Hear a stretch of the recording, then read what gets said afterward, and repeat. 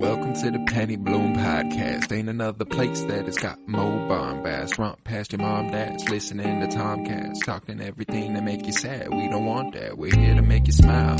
Put your mind at ease. Peace, love, and bloom, and always praise Keanu Reeves. This what we about. This some weeding now. We'll talk until we can't no more, and then we peacing out. Alright, let's go. Penny Bloom Podcast. It's the Penny Bloom Podcast. Penny Bloom Podcast. It's the Penny Bloom Podcast. Penny Bloom Podcast. Penny Bloom Podcast. Hello, everybody, and welcome in to the Penny Bloom Podcast. Today, we continue our top 100 favorite movies ever. We are in part 9, the penultimate part, 11 through 19 today. I'm Colton Robertson. I'm joined by Joseph George. What's up, homie? Oh, what up, what up? It is always a pleasure to be here. Oh, and it is always a pleasure to have you. And we got the wonky one today. The wonky one. There's no sexy round number at the end of either one of the 11 through 19, so that we can have a firm top 10. And 91 through 100 would have looked goofy at the beginning. It's got to fall somewhere, So 11 through 19 is where it happens. This just makes sense. And this is kind of in the top 20, right outside the top 10. I think that's fair. Very, very good movies at that. This is, I guess it's the penultimate. Maybe we equate it to like the penultimate episode of a Thrones season, for those out of the know. Usually the penultimate episode is where the shit goes down. Yeah. And then you're on that happy joyride. And amazing. The last episode's great and awesome still, but that penultimate, I don't know, it's got some bangers in there. You feel like you got any jaw droppers that I would expect would be in your top 10 that actually fall in the 11 through 19? I'd say probably just one. Actually. And that's enough. Maybe two. That's enough. But probably just one. Nothing's too unexpected I think I've got here, one. I don't think. Yeah, I think I've got one. But yeah, if this is your first time joining us, I would strongly recommend that you go back and you check out all the other stuff we've done. We've had a great time with the Top 100 project. Let's see, we had the first 8 parts over the last 6 weeks, and it's been a lot of fun. Man, yeah, part 9. That's crazy. For 7 parts, it's been a lot. It's been a lot of fun. Yeah. Me and Joe, neither of us are quite equipped, we think, to give you the top 100 best movies of all time. And as film is a subjective medium, we decided, you know what? Let's go ahead and treat it as such. Just do a top 100 favorites. But are there any first viewings or anything that we should know about before we get into this? Something that might have crawled into the top 100, but it's too late in the game? I don't believe so. I don't think there have been all rewatches for me recently. I did a lot of rewatching. Yeah, I think the only first watch that would have made my top 100 and rather high was Do the Right Thing, directed by Spike Lee. Very, very good movie. It's got Giancarlo Esposito and a few Samuel L. Jackson in a small role, and Spike Lee headlining his own movie as he usually does. He's incredible in it, and that's an incredible movie. So Do the Right Thing almost certainly would have been towards the top here. I rewatched a few that were lower that probably would have been higher. That was a big one. Rewatched Barbie as it was released on digital. Don't know how much it would have climbed, but it would have climbed. Would have climbed a little bit. Good. Yeah. Was it good? Was that your? Did you see it again in theaters? Or I did not. It was my second viewing, and then I watched it another time with. So I've watched it 3 times now. I watched it twice in a couple days there. Let's see, Pulp Fiction. I gave a rewatch, and I think it would have made my top 100 this time. Really? Yes. Okay. I actually I appreciated it a lot more this time than the last time I watched it for our 52-year journey through film. Almost certainly would have made my top 100, but it did not this time around. And then, of course, yesterday I watched The Dark Knight in theaters. Ooh, yeah. Which did give it a whole other oomph behind it, it would have climbed a little bit, not a ton. It would have climbed though. I don't think it would have been this episode or the next, but it probably would have made its way into the 30s or 20s instead. Okay. But yeah, that's what the lineup that I wanted to give nice little contextualization to of everything that I've could have been different. It's not, at a certain point we had to just go with the 100 we have. It's an ever changing list, and the top 100 I present to you today, I probably shit. Who's to say that it's even actually the top 100 I have at the moment? It's just the list I committed to a few weeks back. That's the thing is that we said, yeah, we'll do a top 100, and then it will change. We know it will change, so we'll probably revisit it in a year. But then what I didn't fathom of happening is that in the process of us just recording the top 100, it's already different, probably. Yeah. 100%. It's not just like a couple months that I thought it would take to start taking change or start changing. It's just an ever changing within weeks. It's never a constant thing, really. Yeah, and then even some movies, man, it's tough to put a movie over another. It's just hard to compare movies, and on a certain day, I can. My 30s might be completely flip-flopped or any. Oh yeah, absolutely, absolutely. So. No, so that's the thing is that all in all, what we wanted to do was shine light on 100 movies that we absolutely love. The rankings it's really just here so we have a form to it, but we wanted to go ahead and shine a light on a bunch of movies that we know we adore dearly, and that we hold in a special place. And when we get to this top 19, oh buddy, do I hold these dearly? Do you want to take us in here at 19? Baby. Okay, I guess we'll start off. You had a Dark Knight theater experience, a Nolan theater experience, and that's where I'm starting. This is where I have Oppenheimer right here, and this is a one and done viewing here. I've only seen this one time, and it's just been a reflection type movie. I feel like this is just a movie you reflect on. After you watch it a lot. And it's just that last scene. I don't know, just knowing that it opens up with the rippling, in the rain and him just looking down at the ripples. That's just, oh my God. There's just so many things about this movie that I need just to see it again to fully understand. But that first watch was just, I don't know, it was awesome. Yeah, I'll tell you, I rewatched The Dark Knight, and funny enough, I walked out of there going, that is one of my favorite comic books. It's still not Oppenheimer, The Dark Knight. I think that Oppenheimer is his best movie, and probably my favorite movie of his. Also, it's just so fucking good. So that's a great choice, man. He's been evolving. You'd expect. It's just different veins of movies. If you want to see, a mass vigilante beat the crap out of some people and some really good villains, or you just want to see a really good biopic and a really good movie over some real history. Just two wildly different movies, but it's crazy how it's Oppenheimer. There's not a lot of crazy action that's going on that The Dark Knight has a lot of that it keeps you kind of. In for. It's just a lot of situational, just making you think, just conversations that are happening. Yeah, it's just just what a crazy movie. To even after I watched it, and people are asking me oh, should I go see it? I'm like, yeah, and they're like, oh, dude, why? I'm like, honestly, I can't really tell you, what happens in the movie because it's just I don't know, yeah, the bomb goes off, and in the trailer, everyone's expecting that, that moment. But other than that, it's just them getting there, and then and then the fallout moments afterwards. It's it's just kind of how it is. It's such a weird movie to recommend, but it's not weird in the sense that I don't want to recommend it to someone. I think anyone and everyone should go see it. Everyone should at least see it once. But it's I don't know, I feel like if you're recommending The Dark Knight to someone, you could be like, oh my God, yeah, Heath Ledger, one of the best villain performances of all time. That's so awesome. There's a lot more flash to The Dark Knight, to be sure. There's a lot of, I don't know, you could just say a lot more easily about it, but this is it's just a character case. It's just a super interesting biopic, and I don't know. Usually the history movies aren't the most interesting or most entertaining, but this one surely is. This one keeps you in it. It doesn't feel like 3 hours.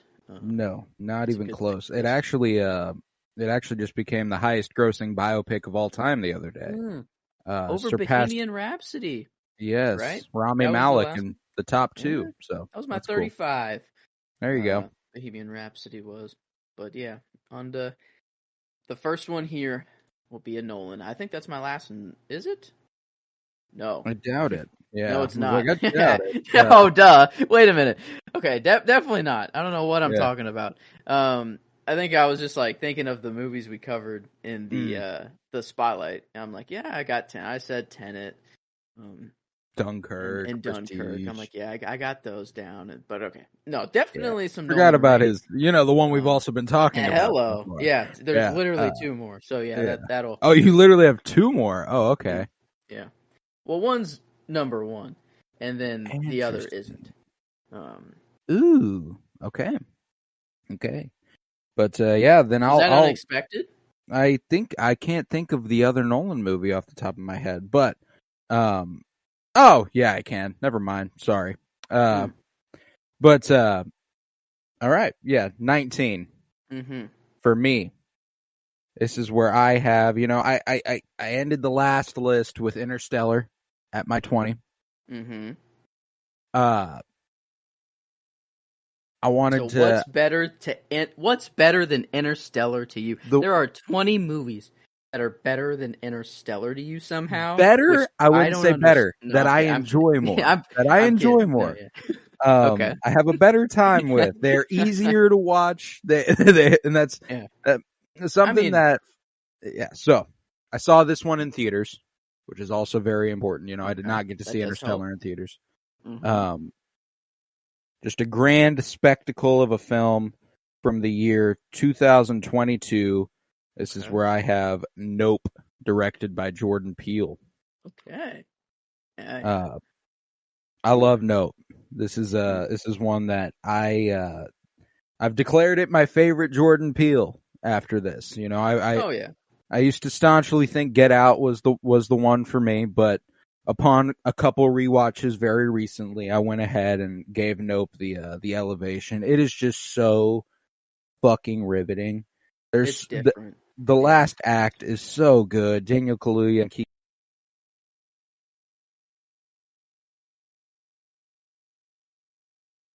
visual effects are fucking unreal. It looks so good. Like it's suspense built. Oh my god! It's crazy how like the first kind of 2 acts of the movie, you don't even. I guess it's kind of like Get Out, where it starts out as kind of just like a normal-ish kind of movie. You're not, nothing crazy's quite happened yet, and then it just takes kind of that third act, or like for the shit really to get going, where you're like, oh, now I get it. Like now I see what this movie's all about, sort of thing. Like, and now it was just the first 2 acts is just to build it all up, and like just to it's all bottled up and all in there, and you're getting little details slowly. But like, there's so many storylines in Nope that are crazy. Like, it's I always forget his name. The guy who was on the TV show where the monkey killed everybody, then he Jupiter. Jupe storyline is nuts. How like it just slowly slowly comes together and everything, and some things like aren't even explained, which I love, like the shoe that was just like fucking just like straight up, like I don't know, I guess that's just like, I've never really thought about that. Like what that means. What the fuck was going on? Was like the alien thing, was it like above that studio or something? And then it made the monkey just freak the fuck out and then like just go apeshit on everybody? Is that like what sparked it? I don't know. I kind of I kind of keyed in on that my most recent viewing just because it's so bizarre. And I think one thing that's really important is whenever Jupe is like under the table, that's what he like fixates on. It's what he focuses on. And I think it's just to I think it's supposed to kind of represent the bizarre unlikelihood of him having encountered all of this in his life, you know, and the odds of any of this happening at all. Like, it's just it defies all logic is sort of the thing. And I don't know. Okay. I don't know, man. And that's obviously it's just one way to interpret it. I don't really know for sure, but there's something about the animals freaking out in this movie.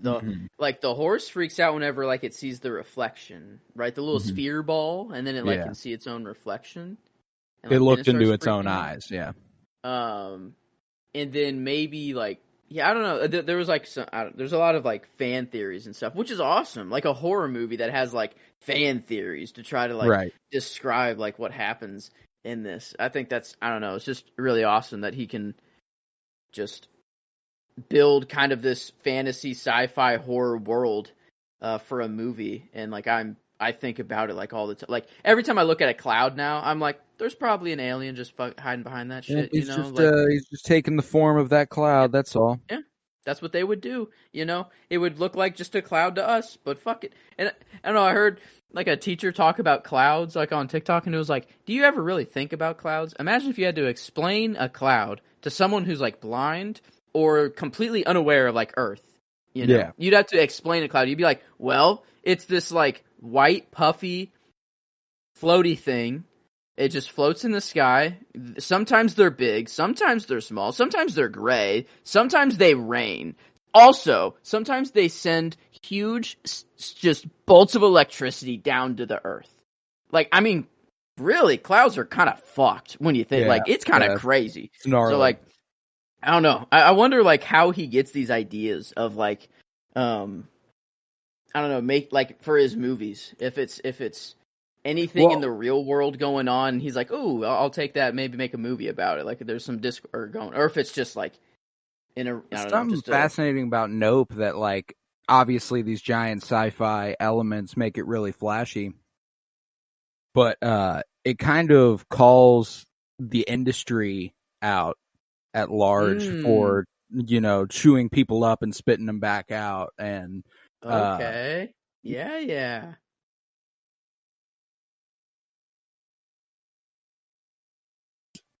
There's the dude, the cinematographer, who is willing to die for his craft. He's willing to die for his art. And, like even the commentary about, did you know the first thing ever put to film was a 2-second clip of a black man on a horse? Now, you know the horse, but do you know the jockey who was riding it? You know, like, that whole thing. Like, Okay, yeah. One of the interesting things about this, them trying to get the Oprah shot, I think another commentary is that they won't get any credit for this. I see. That's true. Yeah, no. You know, it became news before they could get like visual proof. You know, there was like news story was out there. Like news teams were out there. While they did all the work, they'll probably get little to no credit. And that's I think that's something that Nope tries to make a point of. And then like also like animal life, like trying to tame it, control it. That's true. Yeah, I think that's kind of another like big thing of the movie. Like the monkey that was very domesticated, put on a TV show. It goes crazy. You know, it's not its natural habitat. It goes crazy. It kills people.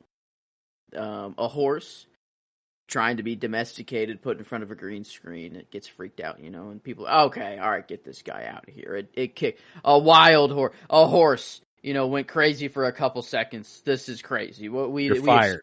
We expected this to go without any hitches whatsoever. That's kind of nuts. Yeah, that part of the movie pisses me off every time I watch it. That's truly the standard of Hollywood. Oh my god! Like, holy shit! Like that's insane. They were filming a fucking commercial, dude. Yeah. Like it's not even like a movie or television production. They were just like, we're trying to get this couple minutes done. Yeah. No, out of that, it's a It's a phenomenal movie. Y'all have a horse wrangler there, so he can tell you what to do with the horse. And when he tells you what to do with the horse, you ignore what he has to say. And then when the horse does something because of what y'all did, you fire him? True. Literally. Yeah, he did.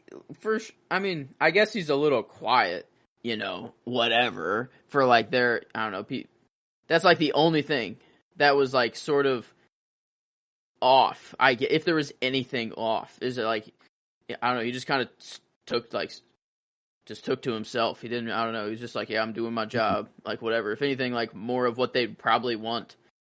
Yeah. So yeah, it's really, really strange how that whole thing went down. But I love Keke Palmer in this movie, man. I love when they're walking through the store for all the equipment, and she's talking about getting the money shot, the Oprah shot.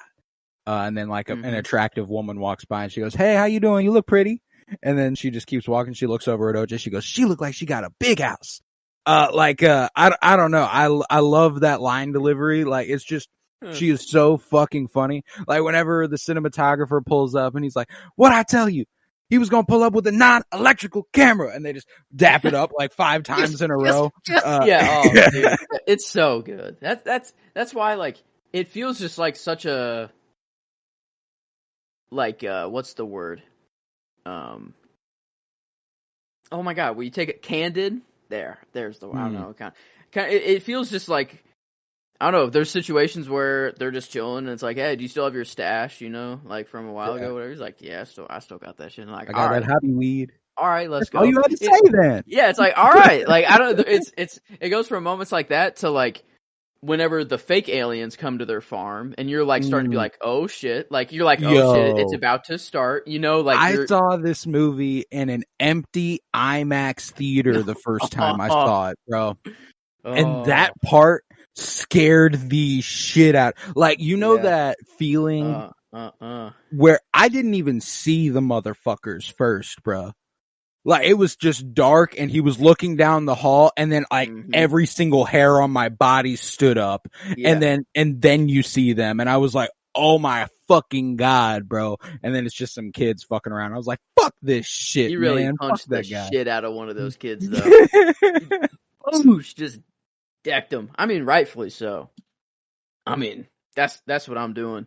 If I see an alien in my farm, and I mean, like, it's kind of cool because I don't know, just like as an alien nerd, like, it's like, yeah, he has a flip phone because he's a farmer and he doesn't give a shit about like technology or whatever. And like people are always like, "Well, why are all these pictures of everything in such low quality?" And it's like, well, maybe it's just a farmer out on his land, just chilling, and he only has a flip phone, like, legitimately.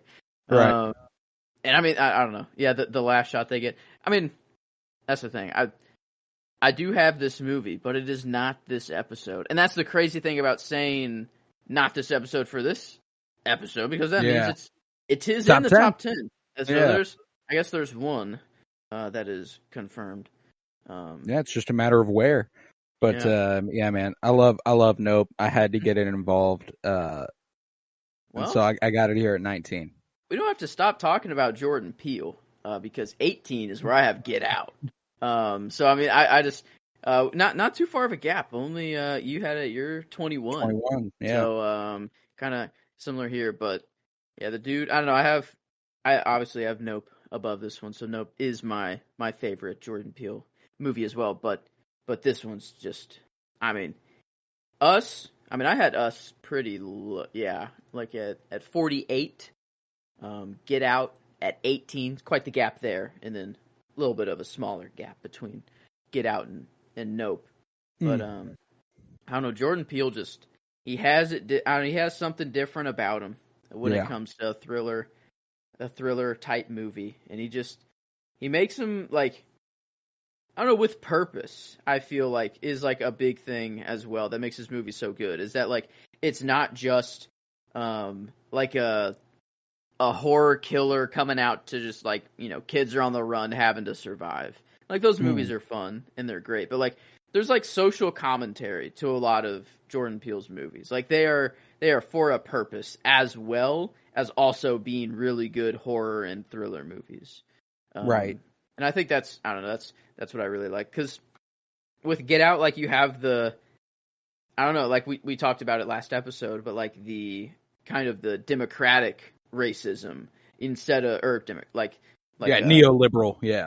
like the liberal racism instead of like the racism you'd expect in something like this, which would be like, I don't know, just some straight up just KKK or FARC. Just you'd expect something crazy like that for this, and it's, I don't know, the slow burns. I feel like all of his movies just have slow burns. Us is a little different, but Get Out and Nope are just like, I got 5 on it. Yeah, they're just these slow burns where you're waiting for something to happen. Like you know what you're getting yourself into. Like it's a horror like thriller movie. But then, and I was late to the party on this one, so I knew the general the general idea, black man goes to all white family's house for a weekend. And I'm like, well, that can't be good.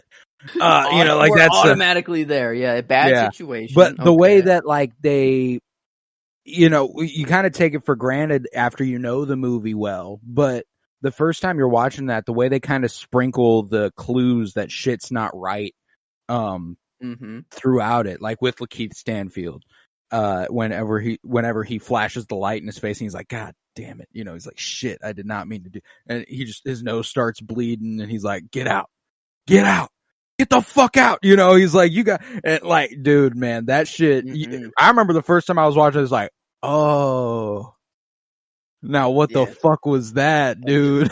So many times you're like, okay, something's off. I haven't figured. I mean, and you would have never guessed. Like, that's the thing. Like, no, there's no putting the pieces together on this one and being like, oh yeah, I saw this from the very jump. I knew that they were gonna just try to take his body or just take black people's bodies and use them. Like, why specific?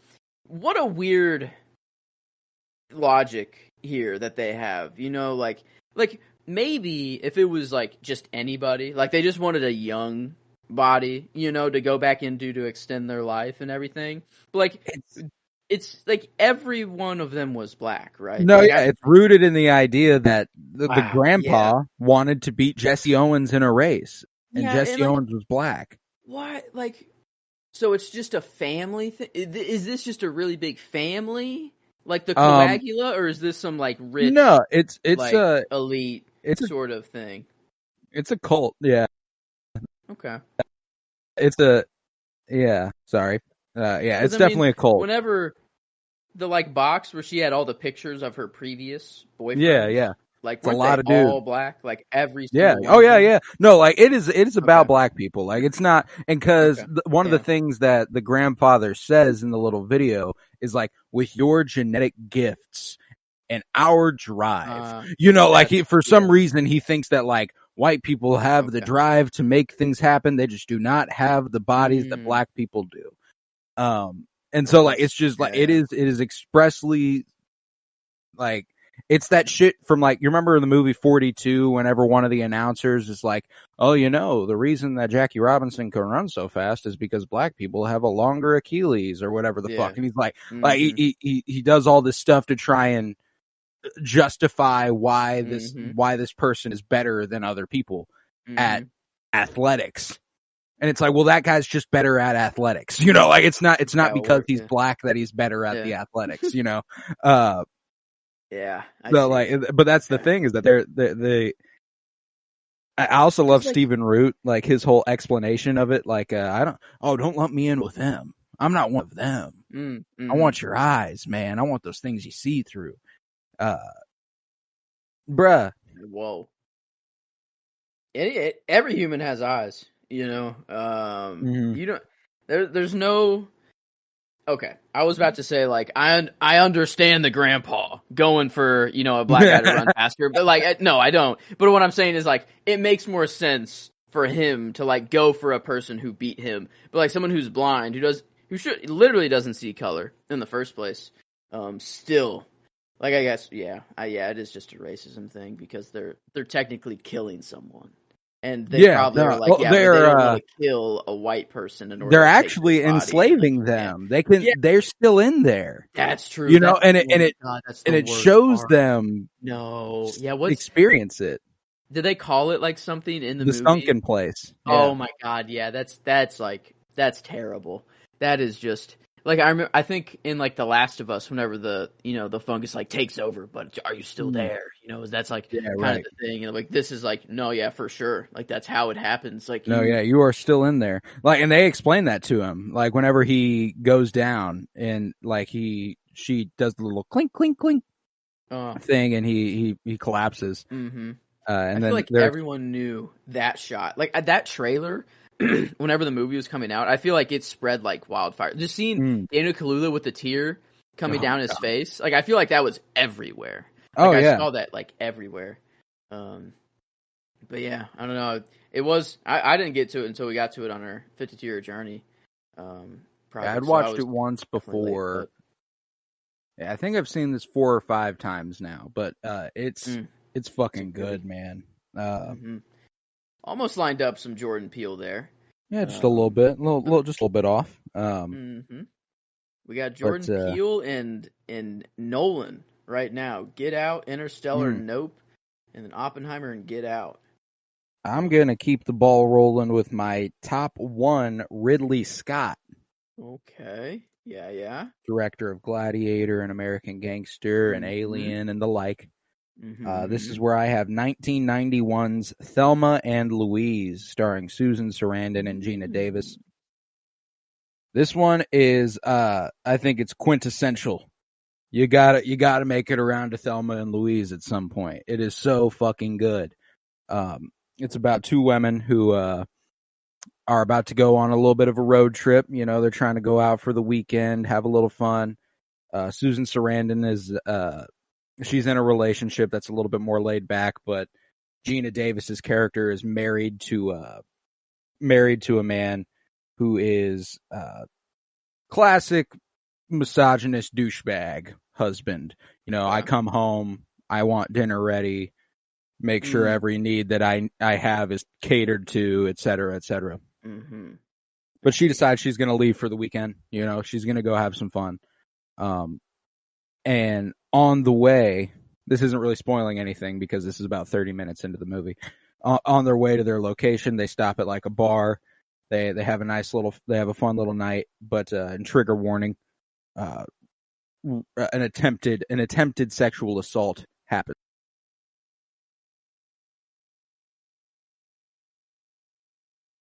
Randon prevents it by killing the motherfucker, shooting him multiple times. Kills his ass. And so the rest of the movie is them on the run. That's the movie. That's when the movie launches. Like they're trying to get away from the cops, basically, and it's kind of them just becoming more themselves instead of this watered down version they were supposed to be for society to accept them. They were like, you know what? Fuck it. Let's let loose after a while. And it's a lot of fun to watch. It's a cool story about their womanhood and them coming together and their friendship and possibly more than friendship. There's certainly an angle to be had where they are, I like to view it like they are in love, but some people don't. That's a loving experience to go through. I mean, I don't know. Like, even if, there was nothing there before, there's something afterwards. I'm assuming. Dude, it's a great movie. It's a beautiful looking movie. Ridley Scott is a great director, and I love Susan Sarandon. She's an actress who, if she's in something, I want to watch it. Yeah, Thelma and Louise, cannot recommend it enough. Ridley Scott.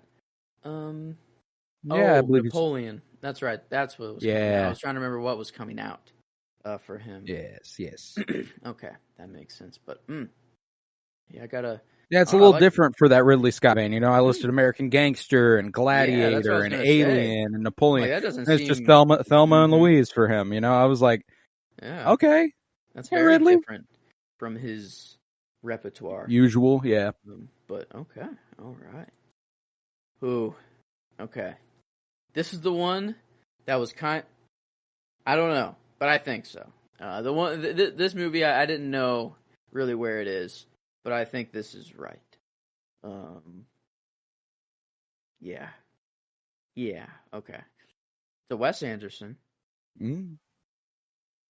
I have 3 Wes left.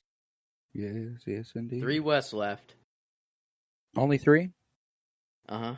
I think Yep. 1, 2, 3. Yes. I have 4 left. Cool. Wait. Cool. Okay. Yeah. No, okay. I think, yeah. I'm not missing one. No, I do have 3. But this one, it is the most recent one. So I guess it can only climb. But it is 2023's Asteroid City. For me. Yes. It feels right because it is, I think it is still above Oppenheimer. That was like my like going back. I'm like, which movie do I like more? I think Asteroid City is just more enjoyable than Oppenheimer. And like it's Wes Anderson as well. It was my first Wes in theaters. That's huge for me. I guess this was my first Nolan in theaters. Well, Tenet, I think, actually. But like, yeah, that was a day and day release with Max, though, so you might have seen it there. Asteroid City was just, I don't know. It was a whole different kind of experience, and I've seen it multiple times. I think I've seen it 3 or maybe even 4 times by now. Now that it's like on streaming, I can just watch it. And man, I don't know, just what a pretty movie this one is. Like that's Oppenheimer. The craft is great, and no one's really denying that. But like, there's just a different kind of craft when it comes to making a movie look this visually vibrant all the time, and just the framing of everything he does with it too is just incredible. And I don't know, this, like, wow, what is that? It has a 6.6 on IMDb. Very, very. This one's been kind of divisive for him. Whoa! Some people love it. A lot of people don't. Whoa! I didn't know that. Wow, I didn't know people were hating on it that much. Is it a lot of not even that review bombed even? No, like it's just some people don't get it, and I can't blame anyone for not getting it. It's got the highest level of entry, I would say, for any Wes Anderson movie ever. I'd say that it is the hardest to wrap your mind around of any Wes Anderson movie. That's fair. It's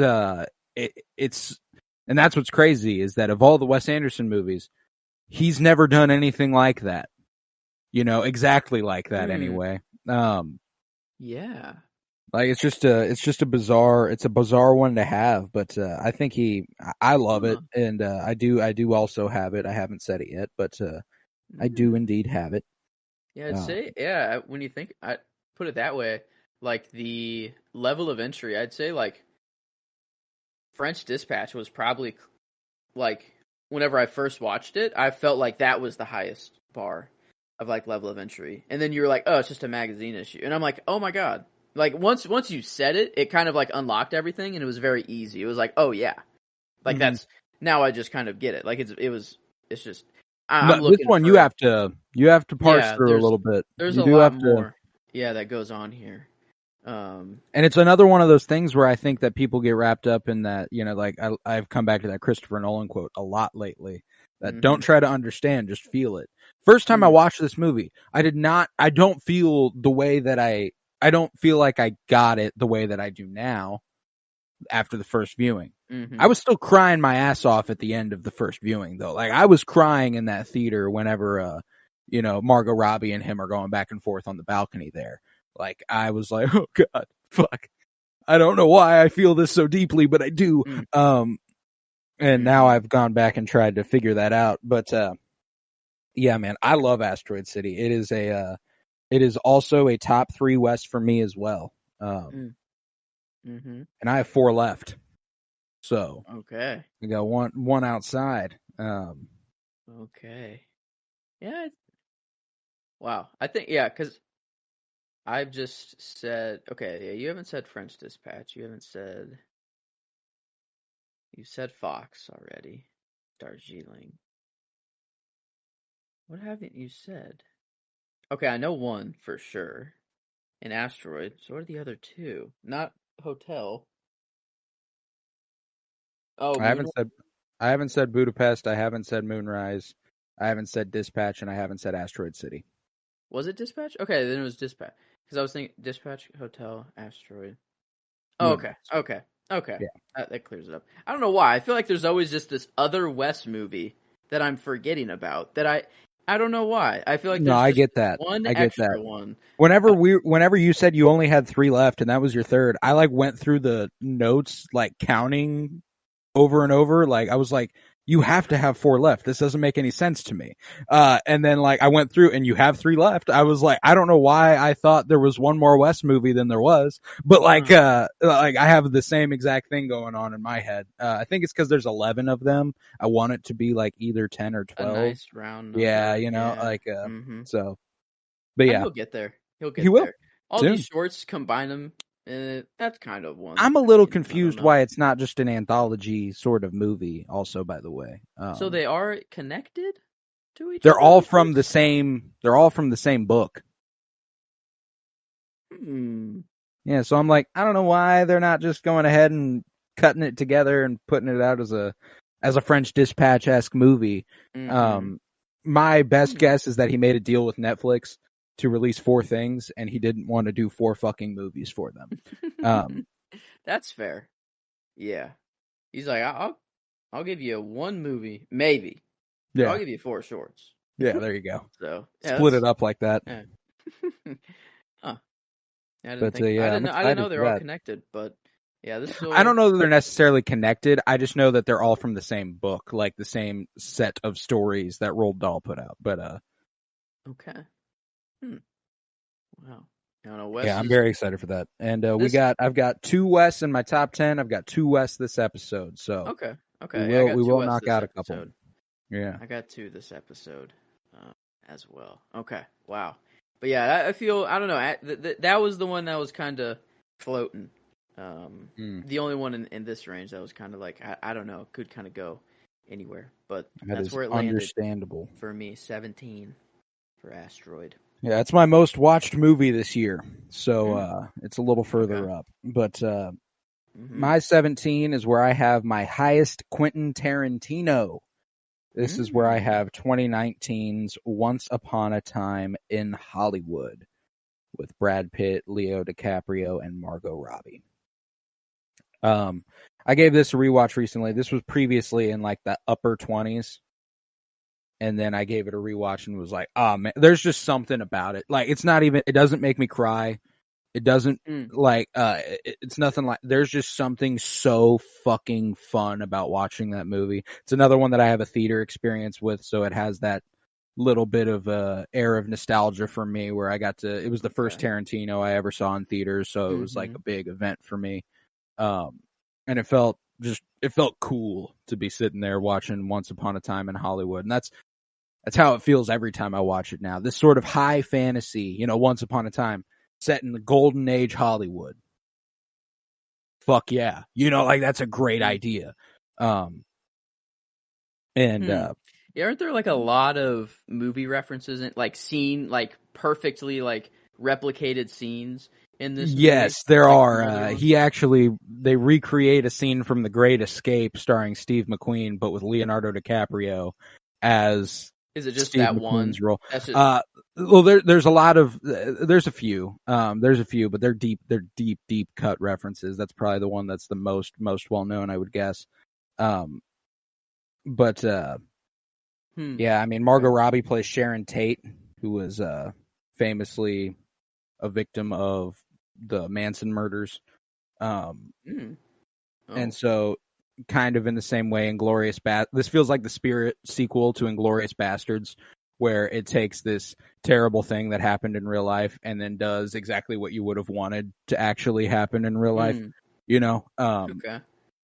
And so just the way this movie culminates, it's that hyper violence that Tarantino loves to do, and it is so fucking funny.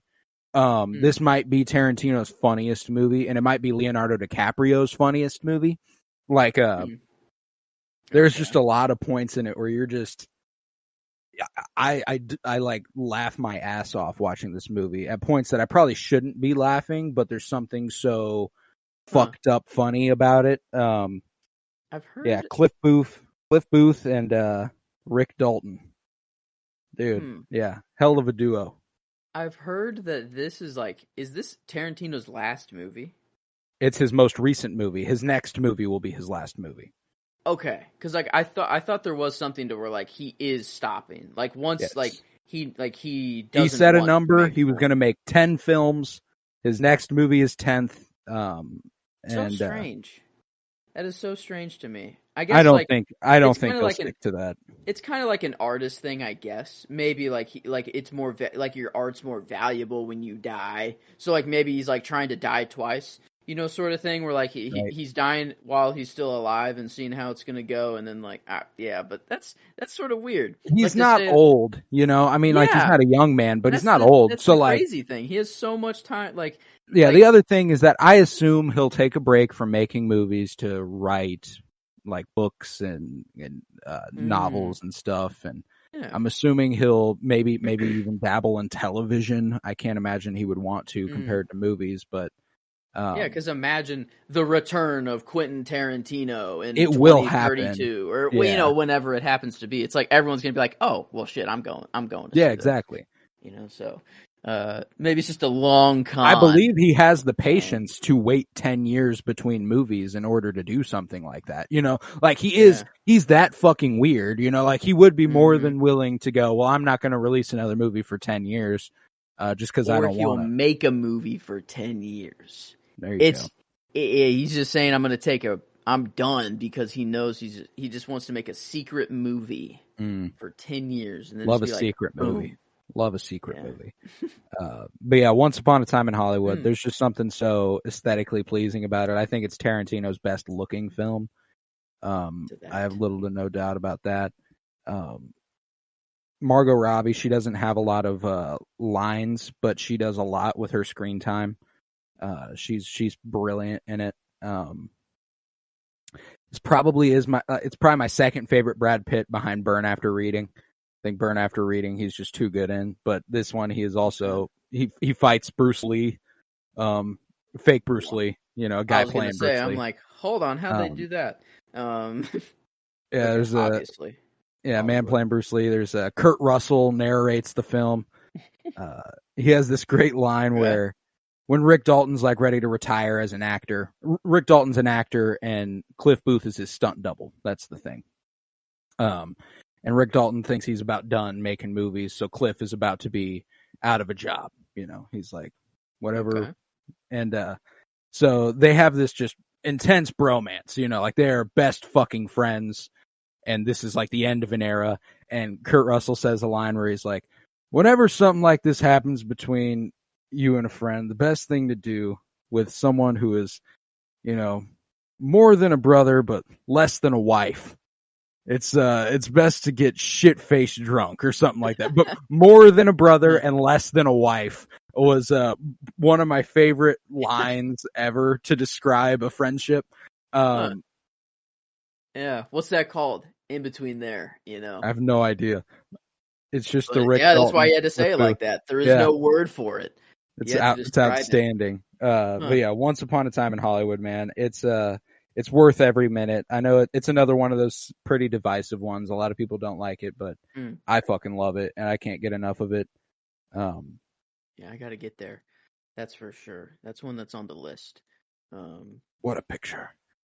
Yeah, Al Pacino's in it in a small role where he's like a movie exec. Yeah, that movie has got it all. Cognac. Yeah, no, I can remember so many single line deliveries that are so fucking good in it. I sit back and I watch the 14 Fists of McCluskey. Oh, what a picture. It's just the way he says, what a picture. It's I love it. I think about it every time I watch a good movie. I think, what a picture. Call a movie a picture in the first place. I don't know. I love that. I just love automatically. It's fucking brilliant. There's different levels to calling a movie whatever it's called. If you call it a film, you're already saying all right, this is not your average rodeo. You know, this is film. A picture, it feels like it's not quite a film. It was wanting to be. I don't know. I feel like a picture is or maybe it's just an older movie. Yeah, that's I think at some point There are some movies after like 1970, like 1970 on, movies are no longer pictures. You know what I'm saying? Yeah. Uh, Yeah. That's like, just I can go back and be like, Pictures Doctor is old. Strangelove. What a picture. You know what I'm saying? Like that sort That's of a thing. Yo picture. Jimbo. What a picture. You know, that Yeah. sort of thing. But I'm not going like fucking E.T. Yeah. What a picture. No. You know what I'm saying? Like Mm-hmm. picture stops applying to certain movies, you know, like it almost feels reductive, small. Like it's intimate. It's not epic, but Oh, wow. Okay. This one, you know what? This film that I'm about to talk about, I'm done, like, feeling bad. I'm done feeling bad about it. I don't care. It's technically higher ranked than Asteroid City on IMDb. So take that for what it's worth. It's still worth nothing. But this one, you know, I was going to come in and be like, I love it so much. It's just a soundtrack that I listen to an ungodly amount. And I was going to like try to defend why this movie's up so high. And then I watched it again. Shit. Yeah. And then I watched it again and then it climbed even higher. So that's how it is. But it's right here. This is where I have 2010's Tron Legacy by Joseph Kosinski. Kosinski. Yeah, what else has he done? I didn't know Top it was Gun Maverick. Oh, okay. Okay, Oblivion. I haven't seen that. Taco Bell Web of Fries. Holy shit, this dude is deep in it. But no, Tron. Whenever I was going into this most recent rewatch, I was like, okay, I'm going to see all the flaws, but I'm just going to love it for the reasons I love it. You know, the visuals. I mean, that's the thing. The visuals in this movie are actually nuts. Other than de-aged, Clue, like I don't know, Jeff Bridges de-aged. It's 2010. It really doesn't look the best. Yeah, it doesn't look the best, the de-aging. But like, you're in a Tron world, and it's literally like a creation. It's like an AI version of Jeff Bridges in the first place. So like, you can kind of get by with it. But everything else is like actually good. Like, there's no real like down time in this movie. It's like you're going. Like, once he gets in Tron, like Tron world, like in there, like, oh my god, I don't know. The music gets me there. I mean, the music, this is like probably it might be my favorite movie soundtrack of all time. High praise. I think it is. I'm pretty sure it is. I mean, it is the one that I listen to the most. That's for sure. I listen to this soundtrack an unhealthy amount. And then it got me into just Daft Punk just in general. I just listen to Daft Punk a lot now. Right. But this movie, like, I don't know, this most recent watch, I'm like, man, this story's actually kind of good. Like there's, I don't know, this father-son kind of, you know, conflict here, where Sam thinks his father left him all these years ago, and he kind of hates his dad for it. But he still has, like, it's kind of like this Tony Stark and Robert, is that his name? Robert Stark? I don't know why, that doesn't sound right. Tony's dad. Whoever Tony's dad. Howard. There it is. Yeah, they kind of have this, like, dynamic where, like, you know, Jeff Bridges, he made Tron, you know, and he was going to change the world. He was awesome, whatever, ahead of his time, and then he disappeared. And then Sam Flynn is the prodigy son, you know, and he's not really doing much, but he's standing for, like, what his dad kind of believed in, like free information, like, he doesn't want all this to be sold, and, like, he's trying to get it out to the world for free and everything, sort of stuff. So he has this kind of, like, he has the spirit of his father kind of in there. And then, like, when he actually meets, you know, there's so many different things that happen. He meets Clue, and he thinks it's his dad, and he's like, oh my god, like, I'm having this moment, like, my dad, like, I can finally talk to him again. It's like, you look the exact same from whenever we left, you know, and it's been 20 years, you know, probably. And then, so you get the first moment of when he thinks he's going to have all of his questions answered, and then you actually get the real meeting of him and his father. And then, like, I don't know, there's like that part's good, and then like just the actual action and like the sci-fi of it too, I think is awesome. Like it's just like they're in a computer, so it can be anything. Like and like you have the games where it's like just discs thrown and Tron like just is a bad, the Rensler, release the Rensler. Like there's so many just cool sci-fi things about this movie. And I'm done saying that it's like that I have to defend it. It's a Disney movie. Oh, no, I don't care. Tron but, like, rocks, man. I'm gonna Just watch the this movie aesthetic till of the it day all. I die. Yeah. Well, and like Jeff Bridges, you're never gonna hear me say a bad word about Jeff Bridges. I fucking love that guy. That's one of my favorite actors of all time. There's actually a brilliant, like there's those, I can't remember what publication puts him out, but there's like those actor roundtables where it's like a bunch of actors sitting around talking, and they're talking about like video games they've gotten really obsessed with, and because Pedro Pascal's there, he's talking about The Last of Us, and Jeff Bridges goes, "Nobody gets it," which makes it even worse. But nobody gets it, and he goes, "I got sucked into a video game once," and people are like, "Oh yeah, what's that?" He goes, "Tron." And like nobody got it, but that was so like, fucking funny. Yeah, like, they're like, "Oh yeah, the original video game adaptation," Pedro Pascal says, and it's like, "Nah, yeah, but he literally got sucked into the game Tron in the movie." Like, yeah, like I guess this is technically a sequel, like the Tron Legacy. And I watched the first one, and I mean it's dated, that's for sure. Like, have you ever seen the first one, the original Tron? I haven't seen either of them. Oh, well, the first one, it's like the story's good, but man, the visuals, like, it kind of holds it back. Like, I mean, not many times I can actually say that, like it I guess it would have been good for the times, but like it seems that maybe not even for the times that it would have been good. Like, it is polygon world. Like it looks like, I don't know. It's not the best. But 1982 Tron. Yeah, just look up some screen, like just if you see them in Tron World, it's like it's weird looking. That's for sure. But this new one, we got real computers now. And they handle this shit far better. There are so many like wallpaper moments in this movie. It just shots that are, I don't know, the use of orange and blue light as just like a good and evil sort of thing is really cool in this too. And like, I think the shot of whenever the light cycles, their motorcycles, whenever they have them in the little bar, they have them like a stick, and it kind of looks like a lightsaber. And Sam, he's given one. He's like, "What am I supposed to do with this?" And he's like, he holds it like a lightsaber, and he's getting ready to fight like a Jedi.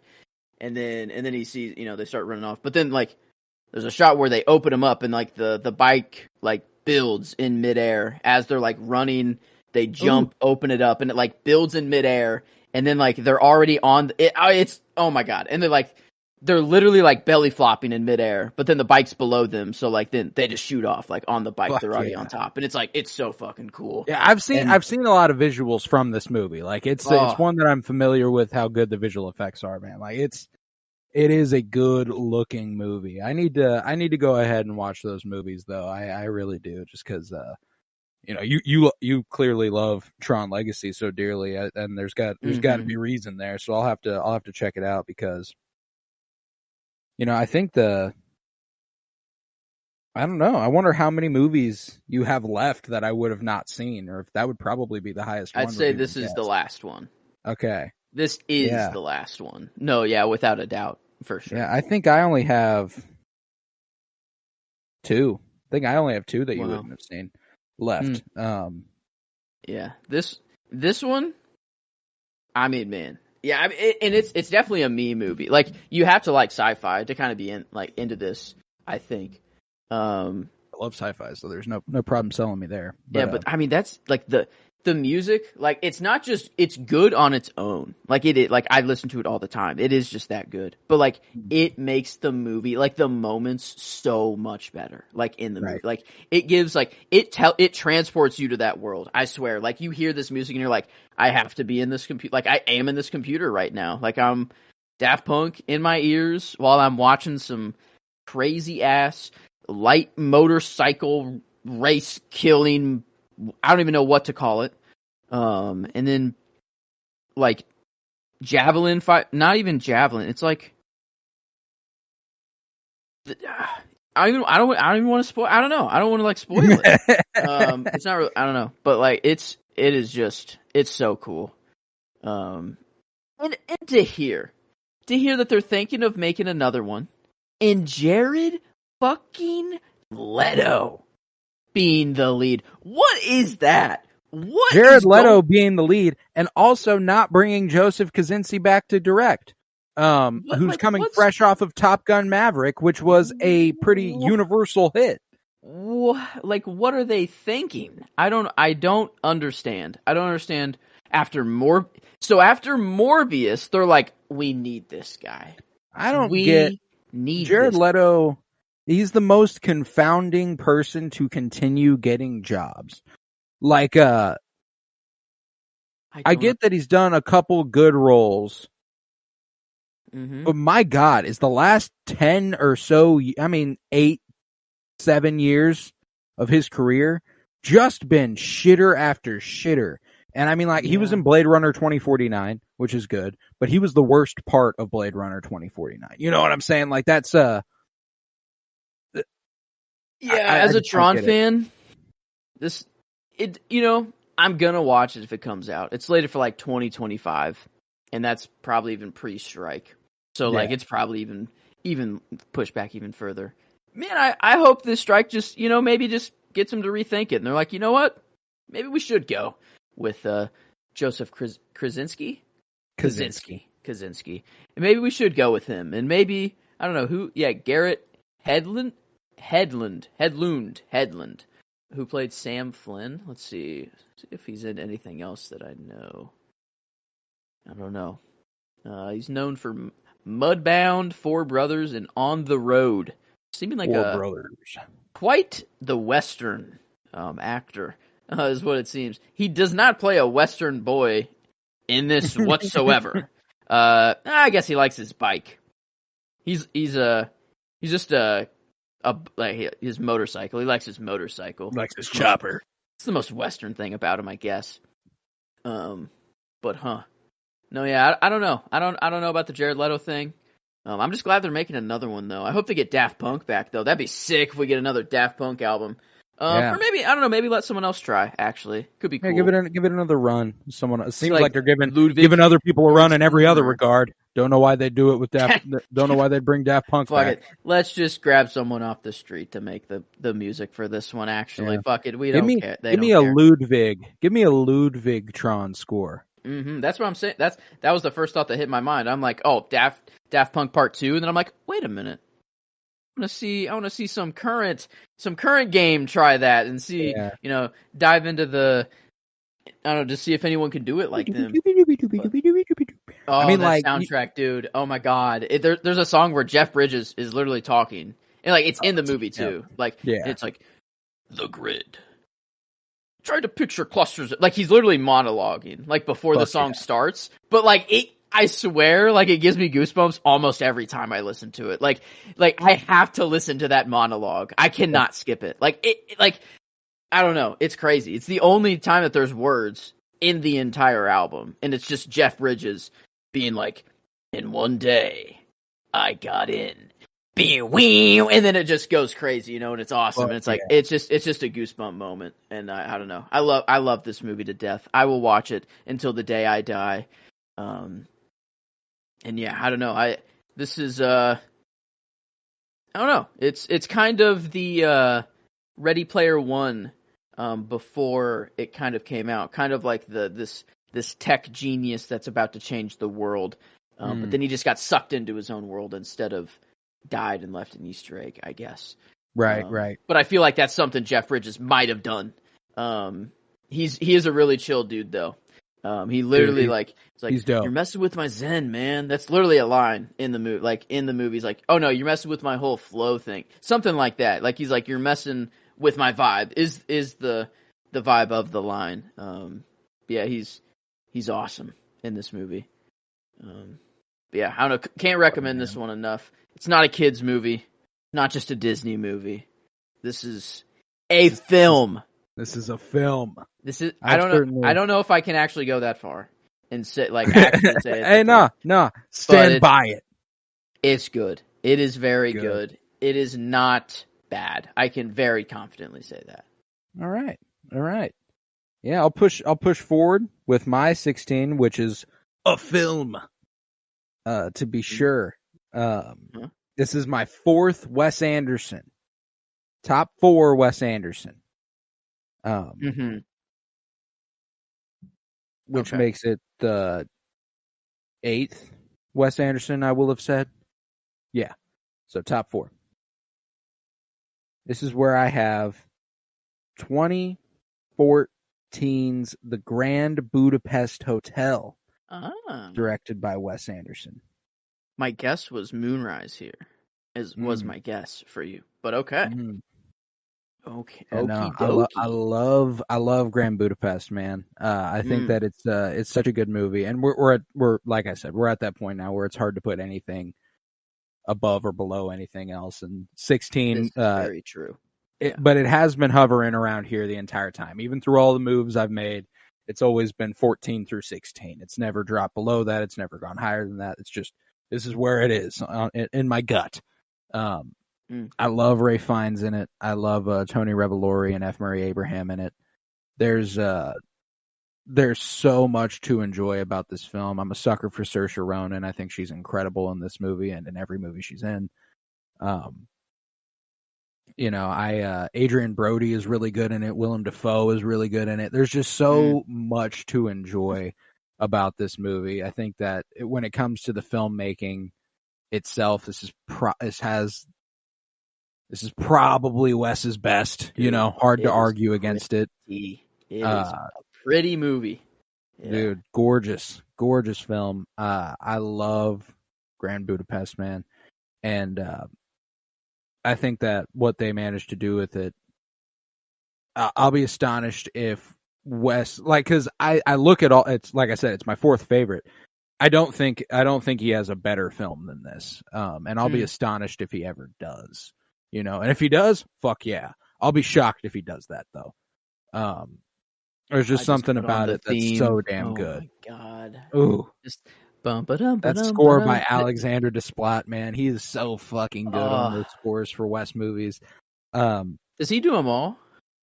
I can't remember when he started. I know he did and he never does a ton. Grand Budapest and French Dispatch might be the most did Little present. Women? Yes, he also did Little Women. Harry Potter? Did Moonrise, did Asteroid City, did French Dispatch, did Grand Budapest. I think he's done everything 2010s and on for Wes, but not sure about anything earlier. Grand Budapest will not be in this episode. It will be next episode. I don't know if that was surprising or not. It depends. It depends on if you have 1 or 2 Wes Andersons in your top 10. But regardless, it's been both. It's been 2 and 1 in my top 10. I see. That's what I thought. Because we were having a conversation last week, and I was like, I was shocked to learn the opposite of what I'd thought. Yeah. But it has been 2, but this one is comfortably next episode. Okay. Yeah, this one has not moved. I will say it's also not the one I would have guessed was comfortably in the next episode for you. I would have thought it was the other one. But okay. Regardless, I do love this movie dearly. There's just a few Wes Anderson movies that I feel like one of my favorite things about Wes Anderson is that all his movies appeal to people in different ways. I feel like this one was made to appeal to a lot of people. And my top two Wes Anderson films, like, I feel like I have a special relationship to those two movies. Okay. You know what I'm saying? I see. And I think that's the reason why they tend to rise for me, is that I feel like they resonate with me in a specific way, whereas Grand Budapest, I don't see how it can't resonate with you. You know what I'm saying? Like, it's just kind of like true. like once you get to that gut punch of an ending, where the hotel I keep for her, you know, like, my fucking God, man. Oh my fucking God, man. No, that shit wrecks me. It's the ending, it's a gut punch that I love experiencing, and I might even experience it tonight, might watch it again. Just cause. It's one of those that you just put on. Like, it's, and once you start, man, I've tried to make it like a background movie. Any Wes movie does it to me, though. I'm like, yeah, I'll put on this movie I'm going to do something, clean my room. I don't know. I'm just but put this on in the background. I'm seated. Like, it's so quick how I just, everything's done. It is West time. The job of a lobby boy. Yeah, that just the whole thing is so fucking good, man. Boy Experience with Apple. 0. Yeah, like, oh man, that's, I would have loved, like, I love how it's just this random painting. Like, I don't know, like, it would have been, like, funny if it was, like, the real Mona Lisa. I don't know, like a known painting. It's just boy with that. Like, it didn't even look that, like, like, it just looked like I don't know, like a. It looks like a painting, yeah. It wasn't bad. No, it's a good painting. Yeah. But, like, and that's why I think that the whole thing, I think it works that way, because it's just, all of it's not real. You know, the country they're in is not even real. You know, the Nazis aren't Nazis. They're something else. You know, like, it's just, it kind of creates this facade that the movie's putting forth of this, like, fantastical setting. But, man, it works, man, and it works really well for me. And so, again, and this is again something that we'll say with every Wes movie, doesn't work for everybody, but it works for me, and I enjoy it a great deal. I feel like this one is the most universal. Yeah, it and fantastic, I think. Yeah, yeah. I don't know. I wonder if the stop motion throws anyone off. Like, if there are some people that are like, I can't take this seriously. Like, right. And I'd say there are some people out there that are like that. Oh yeah, any movie you say, there'll be people out there who will not like it. It's just a fact. Grand Budapest, man, it's just so damn good, and I love watching it. But there's a few movies above it that when I watch them, I just it whisks me away. I'm. And this is one of them, but there's a jump from my 17 to my 16. Mm-hmm. There's an elevation there, and then 16 and up is like there's a gap. But these top 16 are my top 16. You know what I'm saying? Okay. Oh yeah. Well, we will eventually get back to Budapest. We will revisit the hotel. But not this week. Beautiful. We'll be staying for another week. And let's see, where are we at? 15. Yes. Okay. Comic book movie time. I do have 5 left. Okay. I had Endgame, and then these are like my top 5 comic book movies. Yeah, they just are. They just simply okay. But this one is a little bit lower than the rest, but it might be, I think it is. It is actually, yeah. This is my favorite MCU movie. This is my top MCU movie that I have, actually. And it's Guardians of the Galaxy, 2014, James Gunn. And I chose the first one. It's so weird, the love I've had with this trilogy, because I watched one, and it was unlike any other kind of Marvel movie there was at the time. The soundtrack I instantly loved. I love the 70s, 80s, 90s music. Mm-hmm. Yeah. So like that, that was, oh my God. Like, yeah, that soundtrack was so good.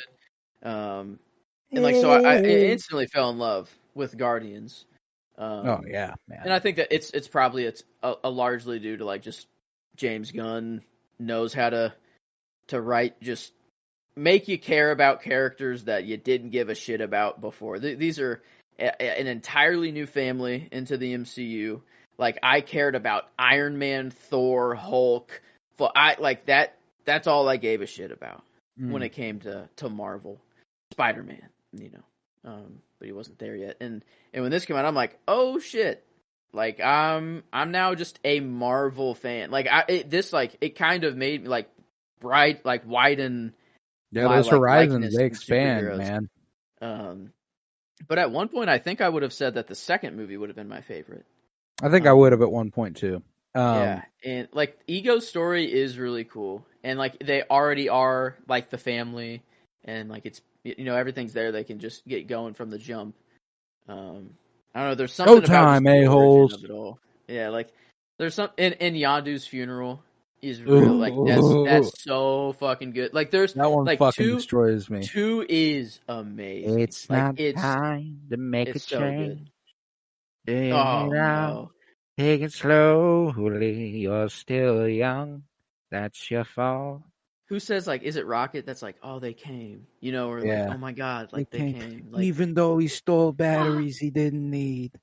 God damn it. Rewatching the trilogy post 3. Mm-hmm. I don't know if you've had a chance to yet. Ooh. I just rewatched it up to 3. I watched 1, 2, and then 3, but I haven't rewatched. I don't think I've gotten a chance to watch it after, but it will hit different with Rocket specifically. Damn, dude, this is great. Like, I don't know. This is like, I put it in here. It is my top MCU. It's my MCU representative, I guess. I did have Endgame at 50, but then this is the next one. Quite the jump up here. And yeah, it's just Spider-Verse, it has to fuck up pretty hard for it not to be the best comic book trilogy, but this is right now, it is number 1. Like, I don't think there's really any debate. I'm with you, man. I think this is the best comic book trilogy of all time right now. Comic book movie trilogy of all time right now. And Spider-Verse does have to fumble the third movie in order to not work as the greatest. Guardians, all of them can stand on their own, is the thing. Like, each movie does not need the other. You can watch just any one of them and have a good time.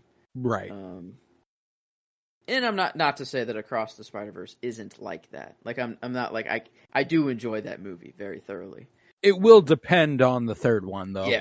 Yeah. But as of right now, Guardians is definitely, for like me, it is my favorite trilogy. I say once the third Spider-Verse movie drops, that will change. I'm assuming.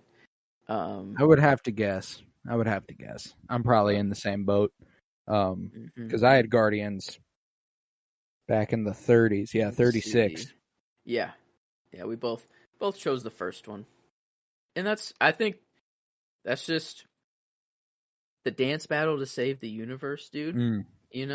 Like, I love how he just made the Power Stone. Like, he's like, all right, fuck it. Let's involve the Infinity Stones in the MCU now. I have to come up with all this anthology. Like, I'll look through the comics, whatever. Y'all, like, he just kind of introduced all of this into the MCU, and that's crazy. And he enveloped it so perfectly. Like, we saw a whole ass, like, I don't know if it was a Celestial. It was a Celestial. Yeah, just destroying planets with the Power Stone. Like, we saw, like, I don't know, it's kind of nuts. Like, no, this changed the trajectory of the MCU. I think every MCU movie after it is trying its best to be Guardians, and it's failing miserably. Yeah, like, they get the like comedy. I feel like they're trying to replicate like the comedy of Guardians, but they don't have like the emotional resonance that Guardians has. Like, it's not the same there. And like, I feel like James Gunn just has like the perfect balance of like comedy, emotion, and then camp. Like, he finds the perfect balance between it all. I think that, like, that's why I have complete trust in his Superman movie and his DC movies, or his DC universe, is because I don't think we've had a director or writer who so perfectly gets the medium of comic books and how to translate that into movies. You know what I'm saying? Like, Yeah. It's outstanding. I think that he gets it more than anyone ever has. Besides, I mean, like maybe Raimi, but I think Gunn, his trilogy is better than Raimi's. I'll tell you that. Yeah, it is. Like, I think Raimi does better on like the horror, like kind of kind of having twists of that and like making it. I'll grant Raimi this. He had better villains. Yeah, than that's Gunn. true. That's true. Gunn just he better feel good, better emotional resonance, better like I don't know, just how I'm coming out of the movie. I guess I don't know. I do come out of the Raimi ones feeling quite good though, like feeling like evil was beaten, and you know we're feeling good. We were always left in a place like the only one that ends in like a happy place is Spider-Man 2. Yeah, I guess. Yeah, one we got Uncle Ben gone, and then we got Green, and then Harry, like, and MJ and, like, MJ and him going their separate ways because he has to be Spider-Man and stuff. I don't know what's going on. Yeah, true. And then 3, 3 is 3. Good though. No, fun. Like I love Guardians, man. But yeah, speaking to how Spider-Verse is going to have to fumble pretty hard in order to not be the greatest trilogy of all time. My 15 is Into the Spider-Verse from 2018, directed by Rodney Rotham and Peter Ramsey. I love Into the Spider-Verse. It was in my top 10, and it's probably the one in my top 15 that I have not watched the most recently. So like, you can probably just owe it to that I haven't watched it in the longest time besides one later. Like it's just it's so fucking good, man. I think that it is the best origin film in comic book movies ever. I think I have little to no doubt in that. I think I have no doubt in my mind that it's the best Spider-Man movie ever. I think Miles Morales is a brilliant protagonist. I think Shameik Moore performs him extremely well. I love the way that they fold in all these different Peter Parkers and Gwen Stacy and stuff and kind of do it seamlessly. The end of that movie is so emotionally resonant that it just hits hard as fuck every single time. It's incredible. It's like, I have, it'll be this episode, but I've been having this debate back and forth, like this, and it's this episode, so it is finalized after this. Right. The debate will be no longer. But I go back and forth on this one and Spider-Man 1. Like, I go back and forth on like which one is like a better origin like kind of movie, and like I feel like this one just has a lot more going on like than Tobey's like just origin movie. It's just Tobey, just on his own for him, and then but Miles like has the whole, there is a Peter Parker already, and then there's a lot going on, and I don't think without a doubt like that Spider-Verse is better made than like Raimi's Spider-Man, like the first Spider-Man. But I've just been, I don't know, I'm struggling to like which one I actually hold higher, just for my own personal like enjoyment. So that it will be this episode though, that I will talk about this movie as well. I love it. I love Jake Johnson as Peter B. Parker. I think he's incredible. I love Mahershala Ali as the Prowler. There's just so many moments in it that evoke so much emotion. Like whenever he removes his mask in front of the Prowler, and Prowler's like, "Well, I'm gonna die. Like I'm gonna die before I kill you." Like that's a guarantee. I love that moment. The music is so good. In this one too. Daniel Pemberton just fucking destroys the score on these movies, man. So fucking good. I love that,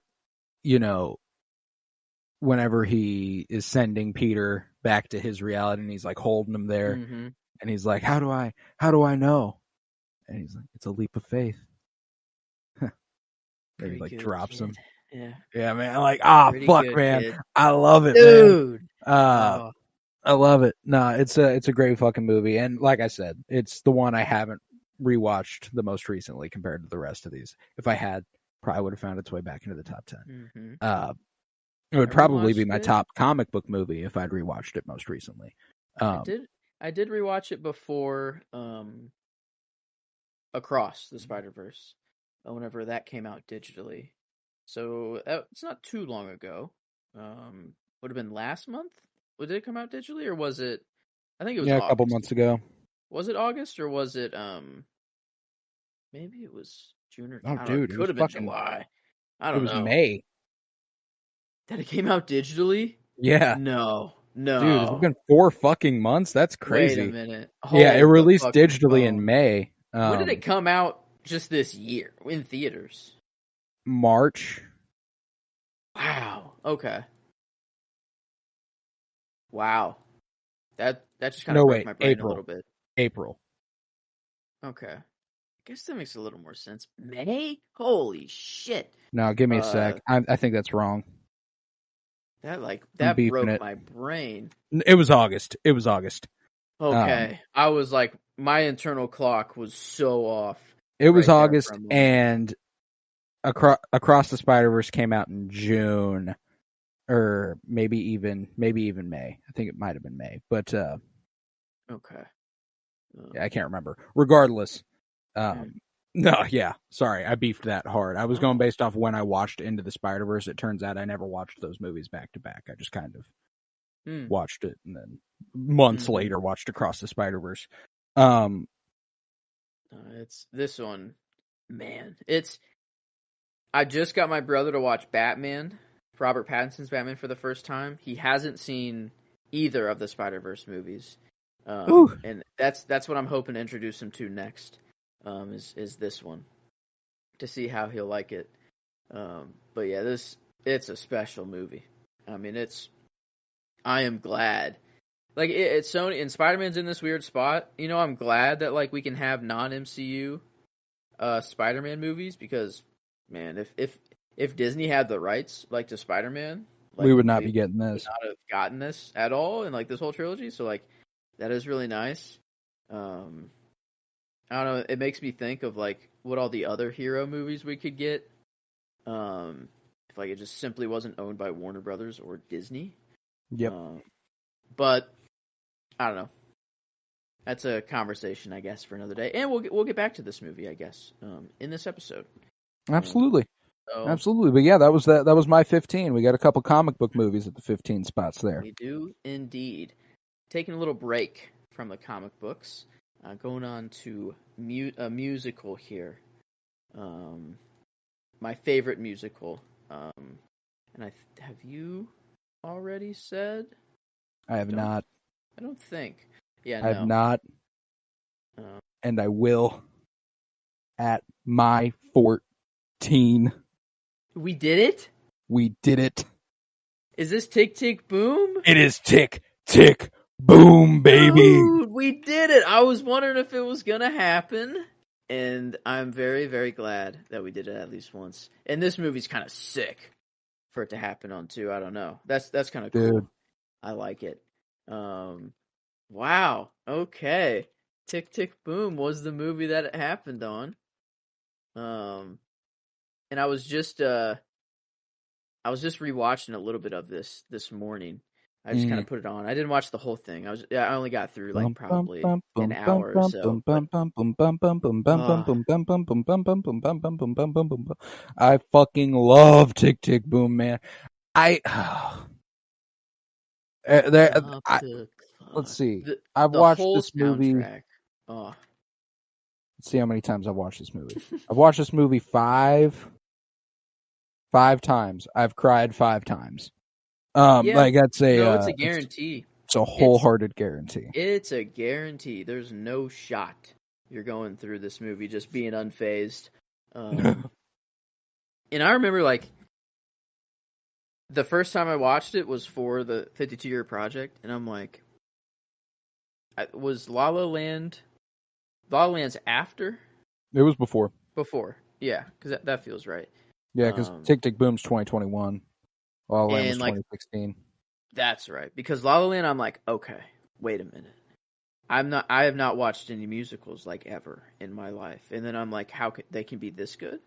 And then Tick Tick Boom came, and I'm like, oh, like I like this genre indeed goes hard. Like this is it does, man. This is a very good genre of movies. Andrew Garfield is so fucking good in Tick Tick Boom. I mean, probably he might be like. I was trying to think of like who my favorite actor is. Like he's in that conversation. Oh, 100%. This is one of my favorite performances ever, period. I think that like what Andrew Garfield does with his Jonathan Larson is so fucking brilliant at like every single turn. He is so goddamn good in this movie. And he's supported by a brilliant cast with Alexander Shipp. Writer Barbie, actually. She's one of the Barbies in the Barbie movie. Let's go. Yeah. Robin DeJesus, like, so fucking good in this movie. There's just there's so much to enjoy. I love Vanessa Hudgens during there's the therapy number where it's Banjo. cutting between her their performance of I feel bad that you feel bad. It's cutting back and forth between that and an actual fight between him and Alexander Shipp. And like Vanessa Hudgens' performance during that moment is so fucking good. She is unhinged and it's brilliant. No, this was a very recent rewatch. Another one where Emily was just kind of sitting beside me and I'm over here just Yep. It's man, I was looking through the album and I was gonna try to decide what my favorite song is from this, and it's tough. I kind of go back and forth. I feel speak louder. Like 3090 is good. Like it's 3090 is good. Can't go wrong there. Freaking, Boho Days is like that's just a vibe. Like I don't know. And the like jock dude who was in Sunday. That was awesome. Yeah. Freaking amazing. Oh my god. Yeah. Let's see. Sunday is pretty good. That's my favorite number in the movie as far as like the production. And like it's like his imagination. Yeah. He's like completely controlling the production. It's like that's a really cool scene. It's super cool. Come to your senses. I mean, come on. I'd say the biggest banger on the album is the Green Dress bonus track. Yeah, with Andrew Garfield singing it. Oh, dude, it just goes hard. In a strap, a green dress. Andrew Garfield and Alexander Shipp. Unwrap. Yeah, that whole thing. Fucking go. I think my favorite song to return to is Louder Than Words, though. Yeah. It's everything. Why do we play with fire? Ooh. They speak louder. Yeah, man. Yeah, this is such a good movie. Like, I had no idea Andrew Garfield had the voice on him like that, bro. He's just made me even more attracted to him. Spider-Man, Jonathan Larson, Hacksaw Ridge, a freaking golden soldier boy. The guy who got forced out of Facebook.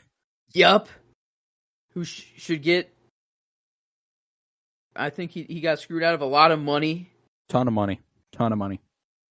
Yeah, he's got a filmography on him, man. I can't wait for whatever else he's got in store for us. I love Tick Tick Boom. You know, this is my Tron legacy where I kept like, when it comes to this top 16,